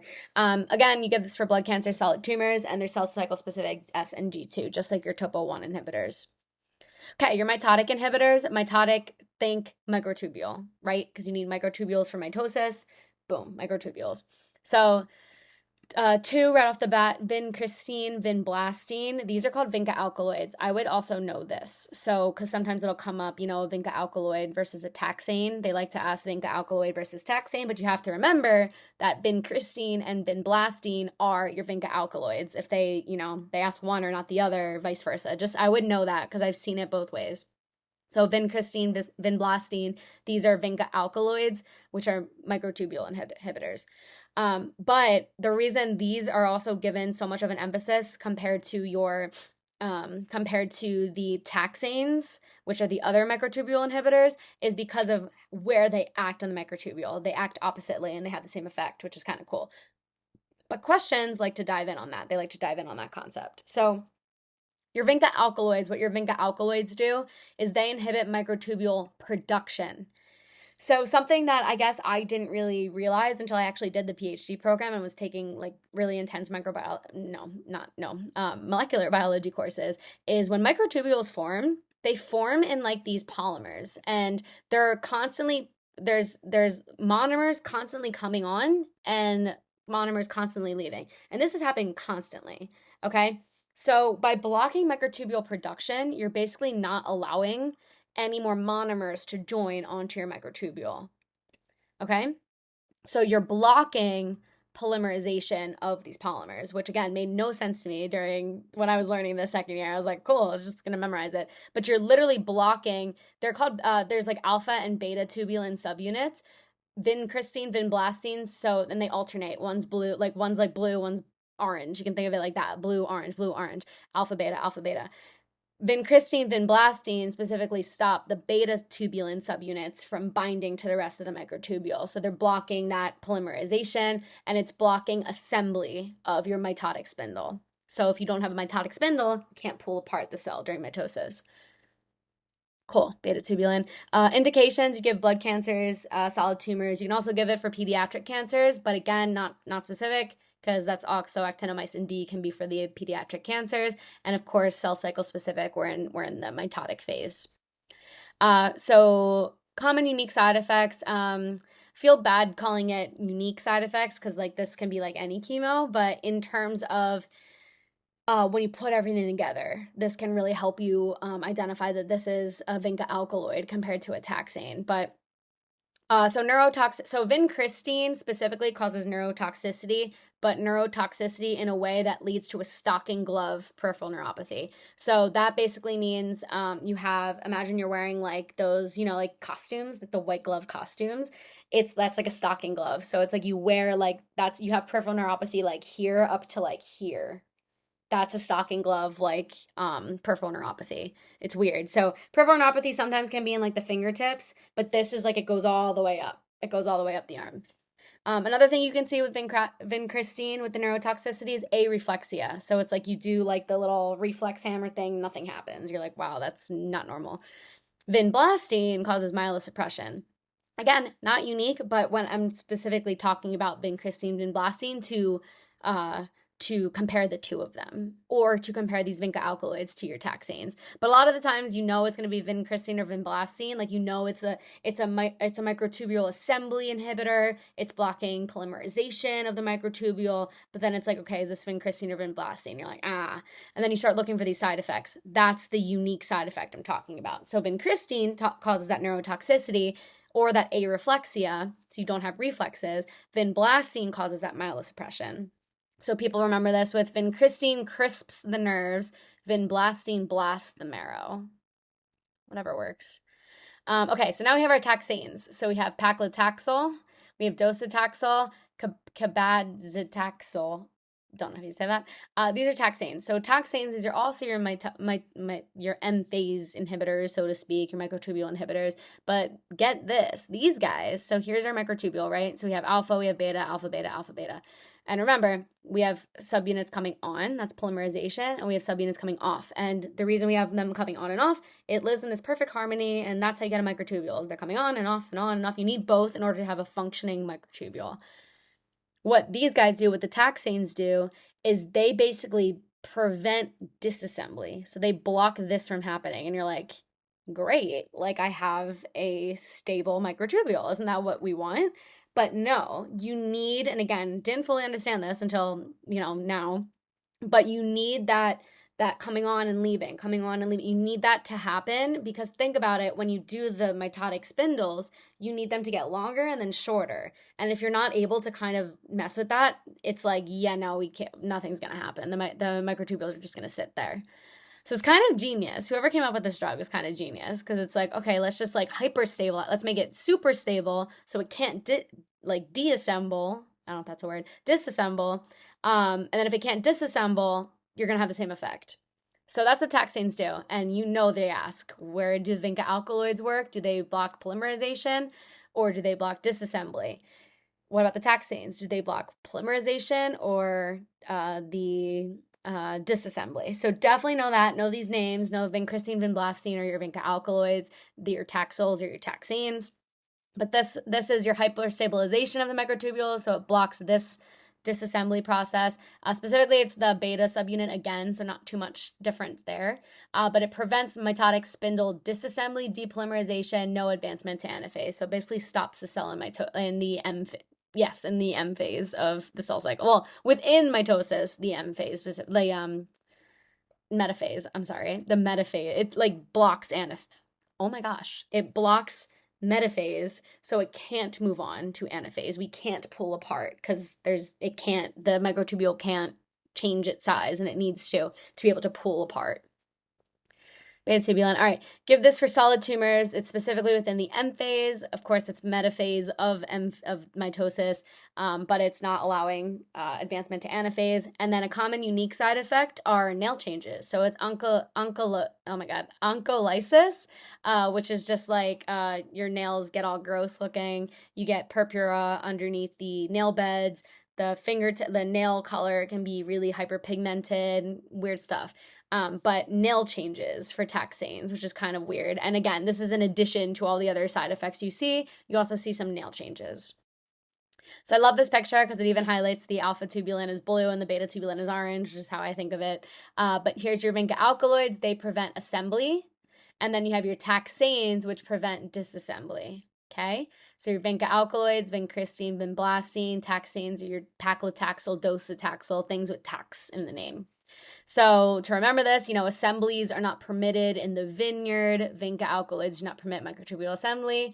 The tax rates are stable, which I don't know if that's true. So I don't know if this is helpful, but it's from first aid.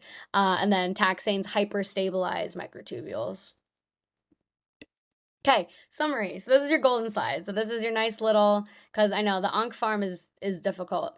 There's just a lot to remember. So think about your nucleotide synthesis. This is going to be mostly your S phase, if not all of it is your S phase. So that's like your methotrexate, which decreases thymidine synthesis, 6-MPAZA, that's decreasing de novo purine synthesis, hydroxyurea inhibits ribonucleotide reductase, also increases hemoglobin F. Blocking DNA itself, this is like your cell cycle nonspecific, your G1, your G2, some S again, but these are your alkylating agents, your platinum agents. These are going to cross-link DNA. Bleomycin causes that strand breakage. Doxorubicin, doctamycin is going to be your DNA intercalators, as well as, causes the disruption of the DNA. Etoposide, tenoposide are your topo-2 inhibitors. Your irinotecan, topotecan are your topo-1 inhibitors. Remember, topo-1 is going to do your single-strand breaks, and then your topo-2 is going to do your double-strand breaks. Then we have transcription to RNA, translation to protein, and then once we have protein, we're going to have eventually cell division, and then that's going to be your actual inhibition of mitosis. It's going to be your vinca alkaloids. Vincristine, vinblastine inhibits microtubule formation. And your taxanes, paclitaxel, docetaxel, blah, blah, blah, inhibits microtubule disassembly. Great. Amazing. Amazing. All right. Moving along. Kinase inhibitors. All right. So kinase inhibitors, all of these are going to inhibit protein kinases, great, which are involved in multiple cell functions. We talked about a lot of them, which can be proto-oncogenes, basically, or the genes coding for them can be proto-oncogenes. So a lot of them are involved in growth, division, whatever. They're commonly targeted, obviously, because it's like growth, right? So the ones that we're going to talk about is imatinib, erlotinib, sunitinib, sorafenib, vemurafenib, ruxolitinib. But notice all of them end in nib. This is usually your indication. Actually, this doesn't really help you, but this is your indication that this is like a small molecule. That's actually what this ending means. But at least for this purposes of this, all of your kinase inhibitors are going to end in nib, which is nice. Cool. All right. So imatinib, also dasatinib. You should all know imatinib. This is Gleevec. This is like your Philadelphia chromosome treatment. So this is imatinib is BCR-ABL tyrosine kinase inhibitor. Again, this is your Philly chromosome, which is going to be your 922 translocation. 922 translocation. Dasatinib is a c-KIT tyrosine kinase inhibitor. c-KIT is involved, like I said earlier, in a lot of the GI cancers. It's implicated. So it's kind of the same idea behind CML, but it's now involved in a lot of the GI cancers. But both of these, regardless, they're going to inhibit autophosphorylation and activation of proteins by tyrosine kinases. Like I said, at some point, all tyrosine kinases, the receptors act on their own, they bind to something, and then immediately they're going to dimerize. And once they dimerize, that causes auto and cross phosphorylation from both of them. And you need that auto and phosphorylation to get the rest of the growth the growth factor pathway activated. So if you block this, you don't allow this, and then you don't get growth within that cell. Okay, so that's what it's doing. It's basically blocking autophosphorylation and activation of proteins by tyrosine kinases. So for example, BCR-ABL and c-KIT. Indications are CML in general, because usually CML is Philly chromosome CML, or ALL. Remember, ALL with the Philly chromosome mutation. That's pretty much it. You do not give this for ALL that doesn't have the Philly chromosome, because again, the Philly chromosome is literally you're making a tyrosine kinase, like you're making a new BCR-ABL tyrosine kinase. And then you can also give dasatinib, obviously, for c-KIT positive GI stromal tumors. So they call them GIST, but it's just a tumor of the GI tract. Common unique side effect is going to be fluid retention with these, so think periorbital edema and ankle edema. Next, erlotinib. This is EGFR tyrosine kinase inhibitor, so the E and the E, it's something, but EGFR stands for epidermal growth factor receptor. So now this is erlotinib is specifically blocking the tyrosine kinase receptor. I have it, mechanism. So blocking epidermal growth factor receptor, EGFR tyrosine kinase, which prevents dimerization with the HER1 domain. So HER1 is going to prevent cell signaling via the PI3K, AKT, RAS, MAPK pathways. And if you're like, what the heck are these? If you go back to one of those early slides, like way in the beginning, where I'm like, oh, look, this is like, the growth, a generic growth factor pathway. All of these will be in that pathway. So like I said, a lot of these cancer drugs are just targeting parts of the growth factor pathway, like PI3K, RAS, MAP kinase. They're really involved with growth factor pathways. But at the end of the day, if you're preventing growth, it's gonna trigger apoptosis, which is the goal, the chef's kiss goal of these drugs. So indications for this: any solid tumor with overexpression of EGFR, because again, this is an EGFR tyrosine kinase inhibitor. So an example of a solid tumor with overexpression of EGFR is non-small cell lung cancer. So you'll get to that in Palm block. You'll learn that non-small cell lung cancer is basically what causes that cancer is overexpression of EGFR. Common side effect for this one is going to be dermatologic issues. So think rash, pustules, blistering, and then you get increased risk for Stevens-Johnson syndrome. If you haven't learned about Stevens-Johnson syndrome, a lot of the antibiotics, well, not a lot, but a decent amount of antibiotics can cause Stevens-Johnson syndrome. And it's basically where your skin just flakes off. Like if this is I have Stevens-Johnson syndrome and then I just go like this, a little light tap of my face and my whole skin will just fly off and it's ugh.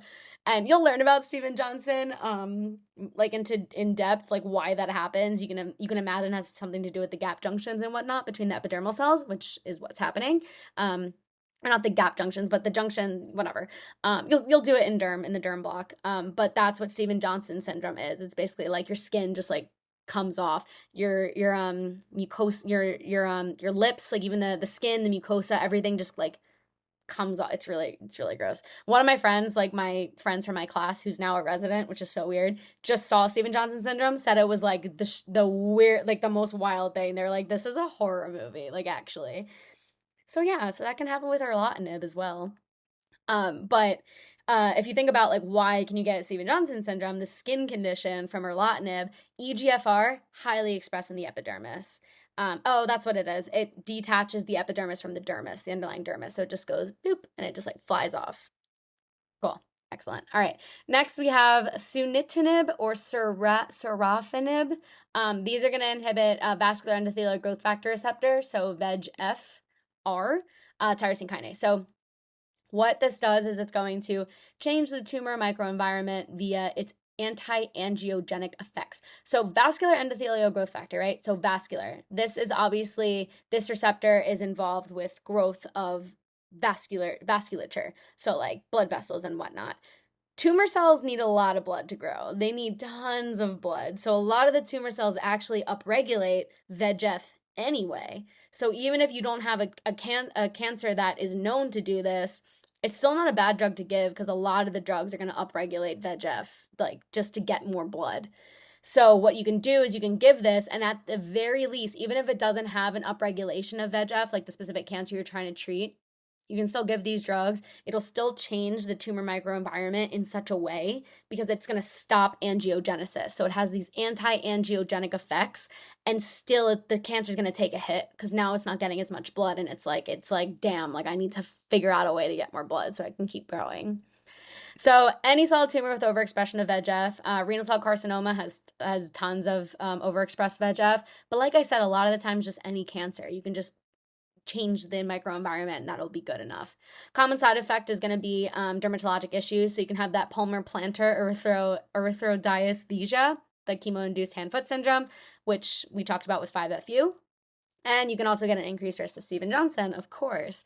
But of course, VEGF, there's a lot of vascular receptors, obviously, within the skin. Next, we have vemurafenib. I tried here, so hopefully this is helpful. But vemurafenib, what you can give this for is for people with cancers where there's a V600E.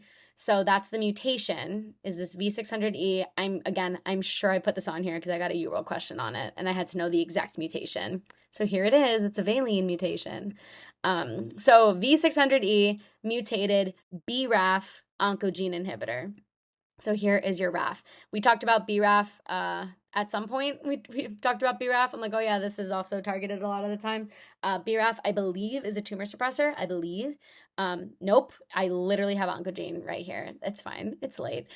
So this is a oncogene. So vemurafenib is going to basically stop that gain of function of BRAF.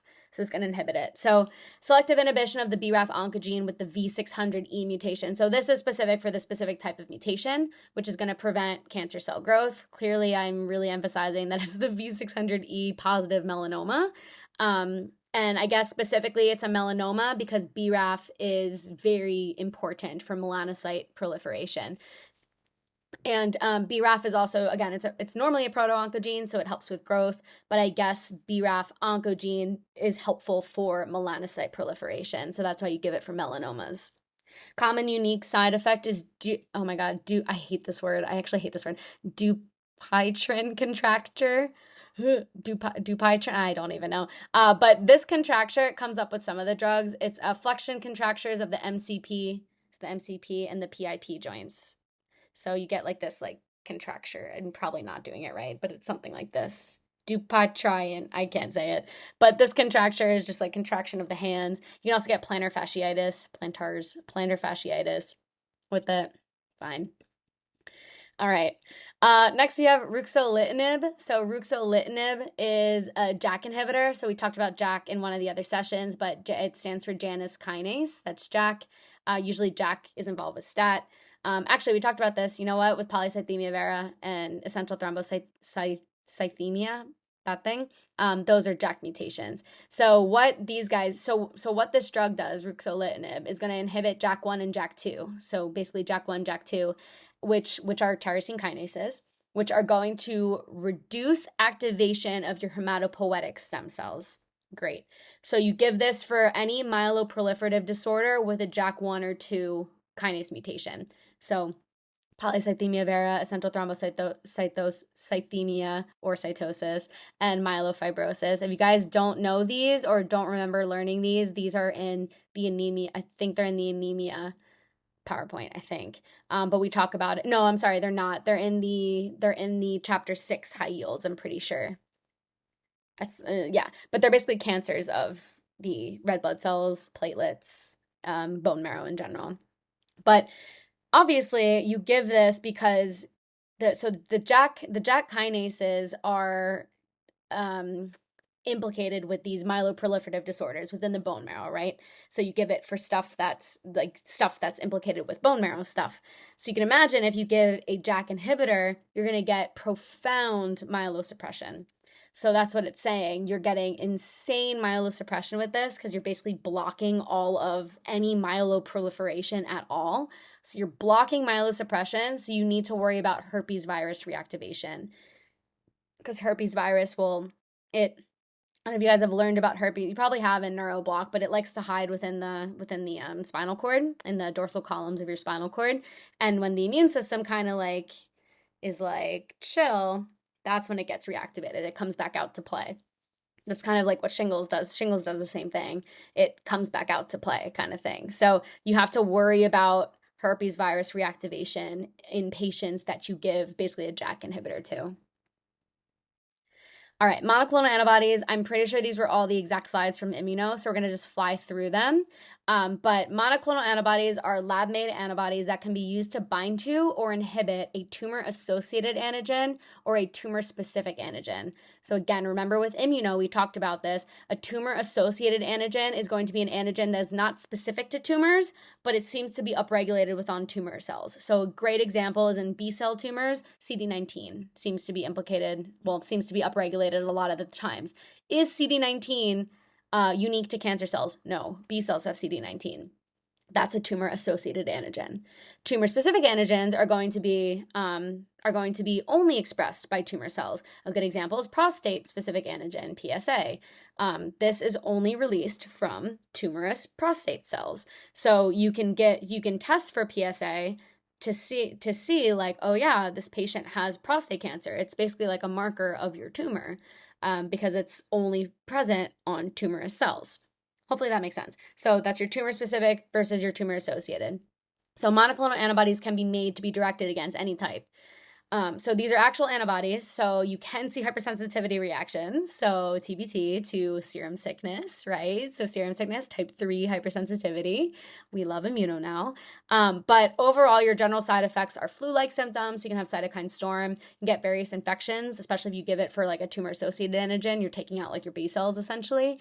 Elevated liver function tests, rashes, dermatitis. You actually see a lot of rashes with monoclonal antibody infusions. I think just because the skin is a very immunological organ. GI upset, stuff like that. You can see all sorts of general side effects. And then all of these drugs, so it's going to be like rituximab, cetuximab, panitumumab, bevacizumab, alemtuzumab, trastuzumab, tocilizumab, toci. This one was used with COVID patients a lot. Ipilimumab, and then as I kind of mentioned before, all of these are going to end in mab, MAB. That's your monoclonal antibody delineation. So again, monoclonal antibodies, these are man-made IgG antibodies with FAB regions that are usually specific for tumor-specific antigens, but like I just said with the CD19 example, it's not always. It can also be for tumor-associated antigens. So let's say here's your CP antigen. Again, this is from Immuno lectures, but this can be a tumor-specific antigen or a tumor-associated antigen. This green star, we'll call it the CP antigen, just because I'm a scientist, I want to name things after myself, right? But now scientists can create a monoclonal antibody in the lab specific for this. Basically, they're going to make it's going to be a normal IgG FC portion, and then the FAB portion is going to be specific for the CP antigen. So basically, I'm going to infuse the patient with this monoclonal antibody, and then boom, it's going to bind up my CP antigen. But that's not all, right? Because these are IgG antibodies, so what else can you expect to happen? This FC portion is exposed. What cells have FC receptors on it? NK cells. So here's your CD16. So NK cells have CD16 on its surface. That's your FC gamma receptor. FC, I think that's gamma receptor. It can bind to it, and then the NK cell can release porphyrin and granzyme because it's basically a T cell, it's basically a cytotoxic T cell, and it can destroy it. So not only can you neutralize the tumor with these monoclonal antibodies, you can also stimulate antibody-dependent cellular cytotoxicity, ADCC. So here's rituximab as an example. This is an anti-CD19, I'm pretty sure, and a monoclonal antibody. So it can cause direct apoptosis. So the binding of the FAB portion to whatever the TSA or the TAA is, it can trigger apoptosis. If you make this do that. It can also just trigger ADCC, which we just talked about, or it can trigger complement. So now we can have complement-dependent cytotoxicity. Again, you can have again, this can be an antigen-antibody complex. So guess what? C1 recognizes that. It loves to recognize antigen-antibody complexes, and now you can trigger complement. So MAC can form on its surface. So then the other question with these names of these drugs is, are they chimeric or are they humanized? So both of these are non-human, meaning that they're not human antibodies. Hopefully that makes sense, because if you infuse a human antibody into yourself, your body's going to be like, no. It's going to be like transfusion reaction. It's going to be like, I don't know what this is, which, I mean, can also happen with non-human antibodies, right? But it'll be a lot better. It'll be a lot better than straight up infusing like a human antibody. In this way, at least there's like drugs you can give to stop the immune system so that it can kind of like come through, so it can like do its thing. So you can give like immunosuppressants in addition to giving like the antibody infusions. But these are chimeric, humanized, they're non-human in general. If it's chimeric, this is comprised of both human and non-human proteins. So it's like a mix, like a chimera, right? So, chimera, the Greek letter chi, is because of an X. It's a mixture. But with chimeric monoclonal antibodies, they're more non-human than human. Humanized are non-human, so mouse, sheep, goat, rat, whatever. But the protein sequence in the hypervariable regions, remember the hypervariable region, that's the FAB portion, there's three hypervariable regions within the FAB. Those are what have been modified to look like human. So to look like human antibodies. So that lowers the risk of immunogenicity. So here's examples. And this is telling you the route. So how you can tell if a monoclonal antibody is chimeric or if it's humanized. So for example, if you have rituximab, right? So rituximab. So mab is for monoclonal antibody. This XI, here's your chi. So I know that rituximab is a chimeric monoclonal antibody. It has some portions of mouse, so it's usually more non-human than human, but there are these portions of human, and here's the key over here. Down here, we have the humanized, so they're more non-human than human as well. But now notice those hypervariable regions. Remember, we have 3 hypervariable regions within the FAB portion. Those are what are now being changed to look more like humans, but the majority is not human. Okay, so it's something like mouse. And then it also tells you in the name, zoo, zizu, oo, whatever. So if we look back at the names, so we have trastuzumab, so ZU. This is a humanized monoclonal antibody. Alemtuzumab, this is going to be humanized. Rituximab, this is chimeric. Penamumumab, the U. Yeah, you get the gist. So that's that. Okay, so now to go into the specific monoclonal antibodies before we end here, we have rituximab. So again, ZI for chimeric. Its target is CD20. Oh, I said CD19 earlier.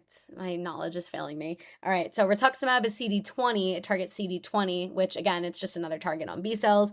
And by doing that, it's going to deplete IgG essentially by blocking those B cells. That's what you're trying to do with rituximab. So mechanisms of how it works is everything we talked about. It can do direct apoptosis, it can trigger ADCC, or it can trigger complement-mediated cellular cytotoxicity.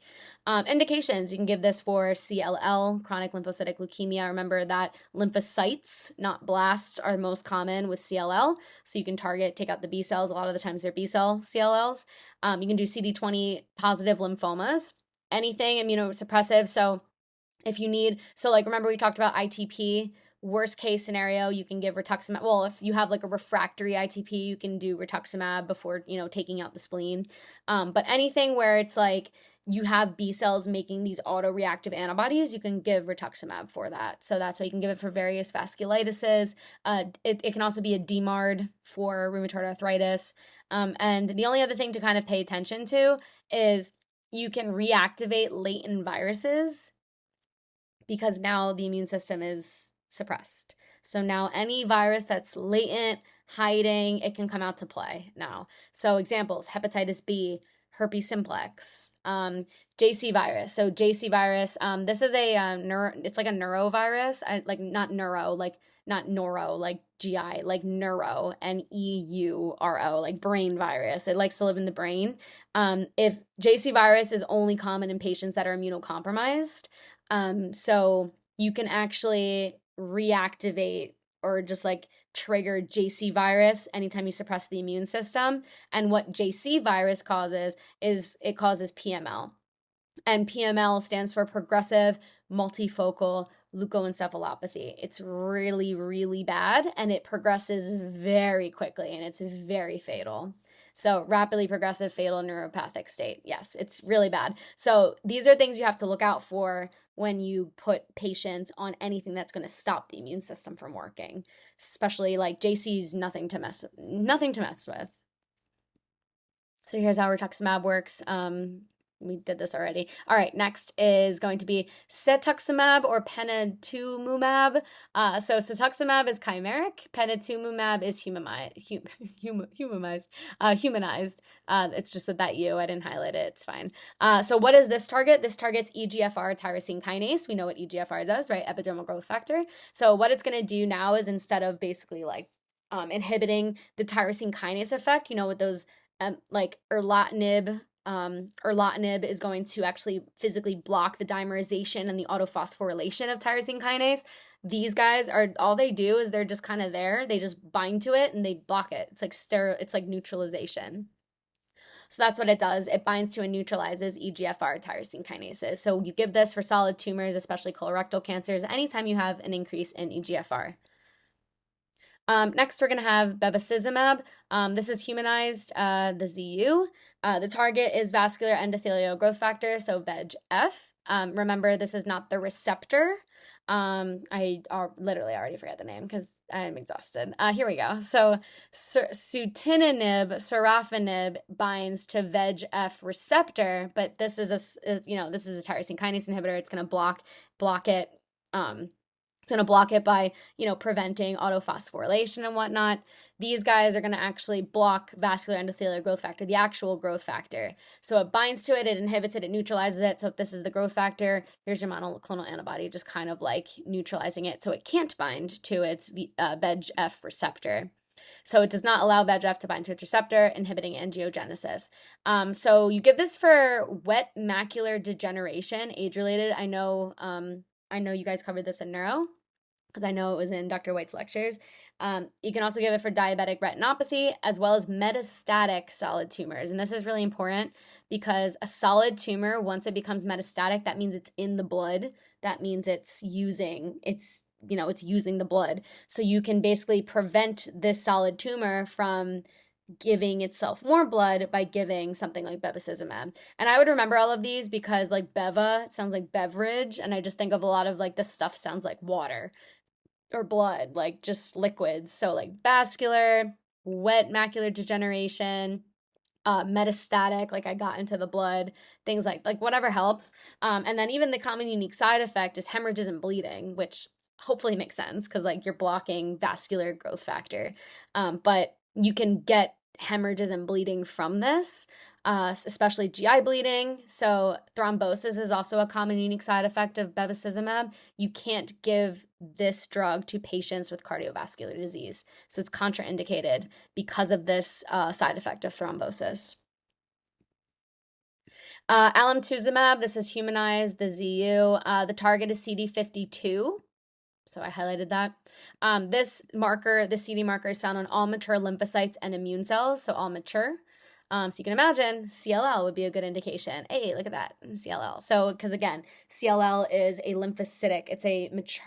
It's chronic, it's mature lymphocytes are the primary cell that's cancerous. So you can give this to block CD52, which is found on all mature lymphocytes. Mechanisms are the same that we've been discussing. You can also give this as escalation therapy for MS patients. You'll go into this in a lot more detail when you get to neuro, when you talk about MS, multiple sclerosis. There's various ways you can treat MS. One of the things you can do is called escalation therapy, and you need to knock out some of the B cells in order to do that. So can pocket that for neuroblock. And then this medication increases the risk of developing ITP, which I think is really interesting because ITP, there's auto antibodies, but we're taking out the B cells. Interesting, but regardless. Next, tocilizumab. I have a soft spot in my heart for tocilizumab. This goes by Toci. I don't even remember if I was talking about this in the immuno slides yet. Like, I don't even know if we knew about it yet when I did those lectures. But Toci is given for COVID patients. It's an IL-6 receptor blocker, so it inhibits IL-6.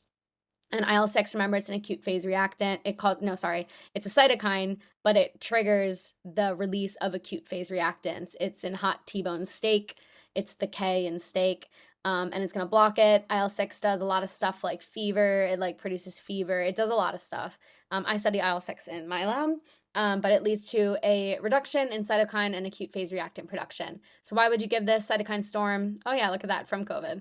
So they did know about it. I did know about it when I made this PowerPoint, but regardless, cytokine storm from COVID, inflammatory conditions such as RA. It's just really good if you need to like chill the immune system out. You can give Toci. Ipilimumab, so ipilimumab, humanized, it's an immune checkpoint inhibitor. It's really cool. It targets, actually, I very, very specifically remember getting asked questions on ipilimumab on STEP, and I'm like, shout out to STEP for asking about ipilimumab. I'm not gonna lie, because this is like not that common of a drug, but it's cool because they like to see the physio behind the immuno. So we did talk about CTLA-4 in the immuno sessions, but what ipilimumab is doing is it wants to block CTLA-4. And if you remember, CTLA-4 gets upregulated to allow cells to hide from T cells. So if we block it with ipilimumab, now cells can see those now the T cells can see those cancerous cells. I have a picture to show you, but you give this a lot of the times melanomas like to upregulate CTLA-4 so it can block it. So ipilimumab can block it, solid tumors and lymphomas. So back to immuno, remember T cells, in order to activate them, you need two signals. The first signal is going to be it's going to be your activation signal. So this is your activation signal. This is your T cell receptor binding to either MHC class 1 or MHC class 2. And then your second signal, your co-stimulatory signal, this is going to be like, how does this T cell know for sure that this is from like an antigen presenting cell, for example? It has upregulated B7. And once this antigen presenting cell has something that it wants to bring to the T cell, this co-stimulatory signal gets upregulated. So like B7 will bind to CD28. That's your survival signal. Now it knows that this T cell can actually truly get activated. But signal 3, what I call signal 3, is cytokines. And especially when you're activating T helper cells, how does this T helper cell know which type of helper T cell to become? It gets its signal 3. And that's like, it tells it, like, I need a Th1 cell, I need a Th2 cell, I need a Th17, etc. But with CTLA-4, it stands for cytotoxic T lymphocyte associated protein 4. And if you look at it, so remember another name for B7 is CD80. So if we look here, here's CD80. CTLA-4 binds to B7 or CD80, either one, which blocks that co-stimulation. So CTLA-4 is going to block co-stimulation. So if you think of it, if you block co-stimulation, you don't get T cell activation. This can be normal, like it can be done normally. Like we don't want T cells to be activated all the time accidentally. So it can just be like a normal checkpoint, it keeps the cells in check. But cancer cells, super smart. They can be like, you know what if I upregulate CTLA-4? Then I will never be seen by a T cell and then I can survive forever. So that's what, some of the cancer cells do. So what ipilimumab can do is it can actually block CTLA-4. It can just bind to it. And now it's allowing the antigen presenting cell to activate the T cell. So now the T cell can go see the cancer cell. All right, and then trastuzumab, another good one that they like to ask about. This is also humanized. The target here is epidermal growth factor receptor 2. We talked about this already. This is CERB-B2, aka the gene that codes for HER2/neu. So here, I'm not going to write it out, it's right here. So HER2/neu, people remember like trastuzumab, HER2/neu, but remember that the gene for HER2/neu is CERB-B2, so you won't get that wrong if they ask about the gene instead of the protein, which is HER2/neu. HER2/neu is a tyrosine kinase receptor. Remember that example from the beginning. It gets upregulated on the surface, and then it gets triggered to keep growing and growing and growing. So it inhibits HER2-initiated cell signaling. It also acts via ADCC when you give trastuzumab. So indications, any HER2/neu positive breast cancer. So a lot of the breast cancers have this HER2/neu mutation. There's some other cancers that are HER2/neu positive, such as stomach cancer, ovarian cancers, various ones, but mostly it's going to be your HER2/neu positive breast cancers. If you've ever heard someone say like a triple negative or triple positive breast cancer, they're talking about like estrogen receptor positive, progesterone receptor positive, and then HER2/neu receptor positive. Those are the three receptors, so to speak, they're looking for on your breast cancer because they want to know how to treat it. If you have HER2/neu on the surface, you're going to give trastuzumab, like you're just going to give it. So common side effect is dilated cardiomyopathy. This is usually the question.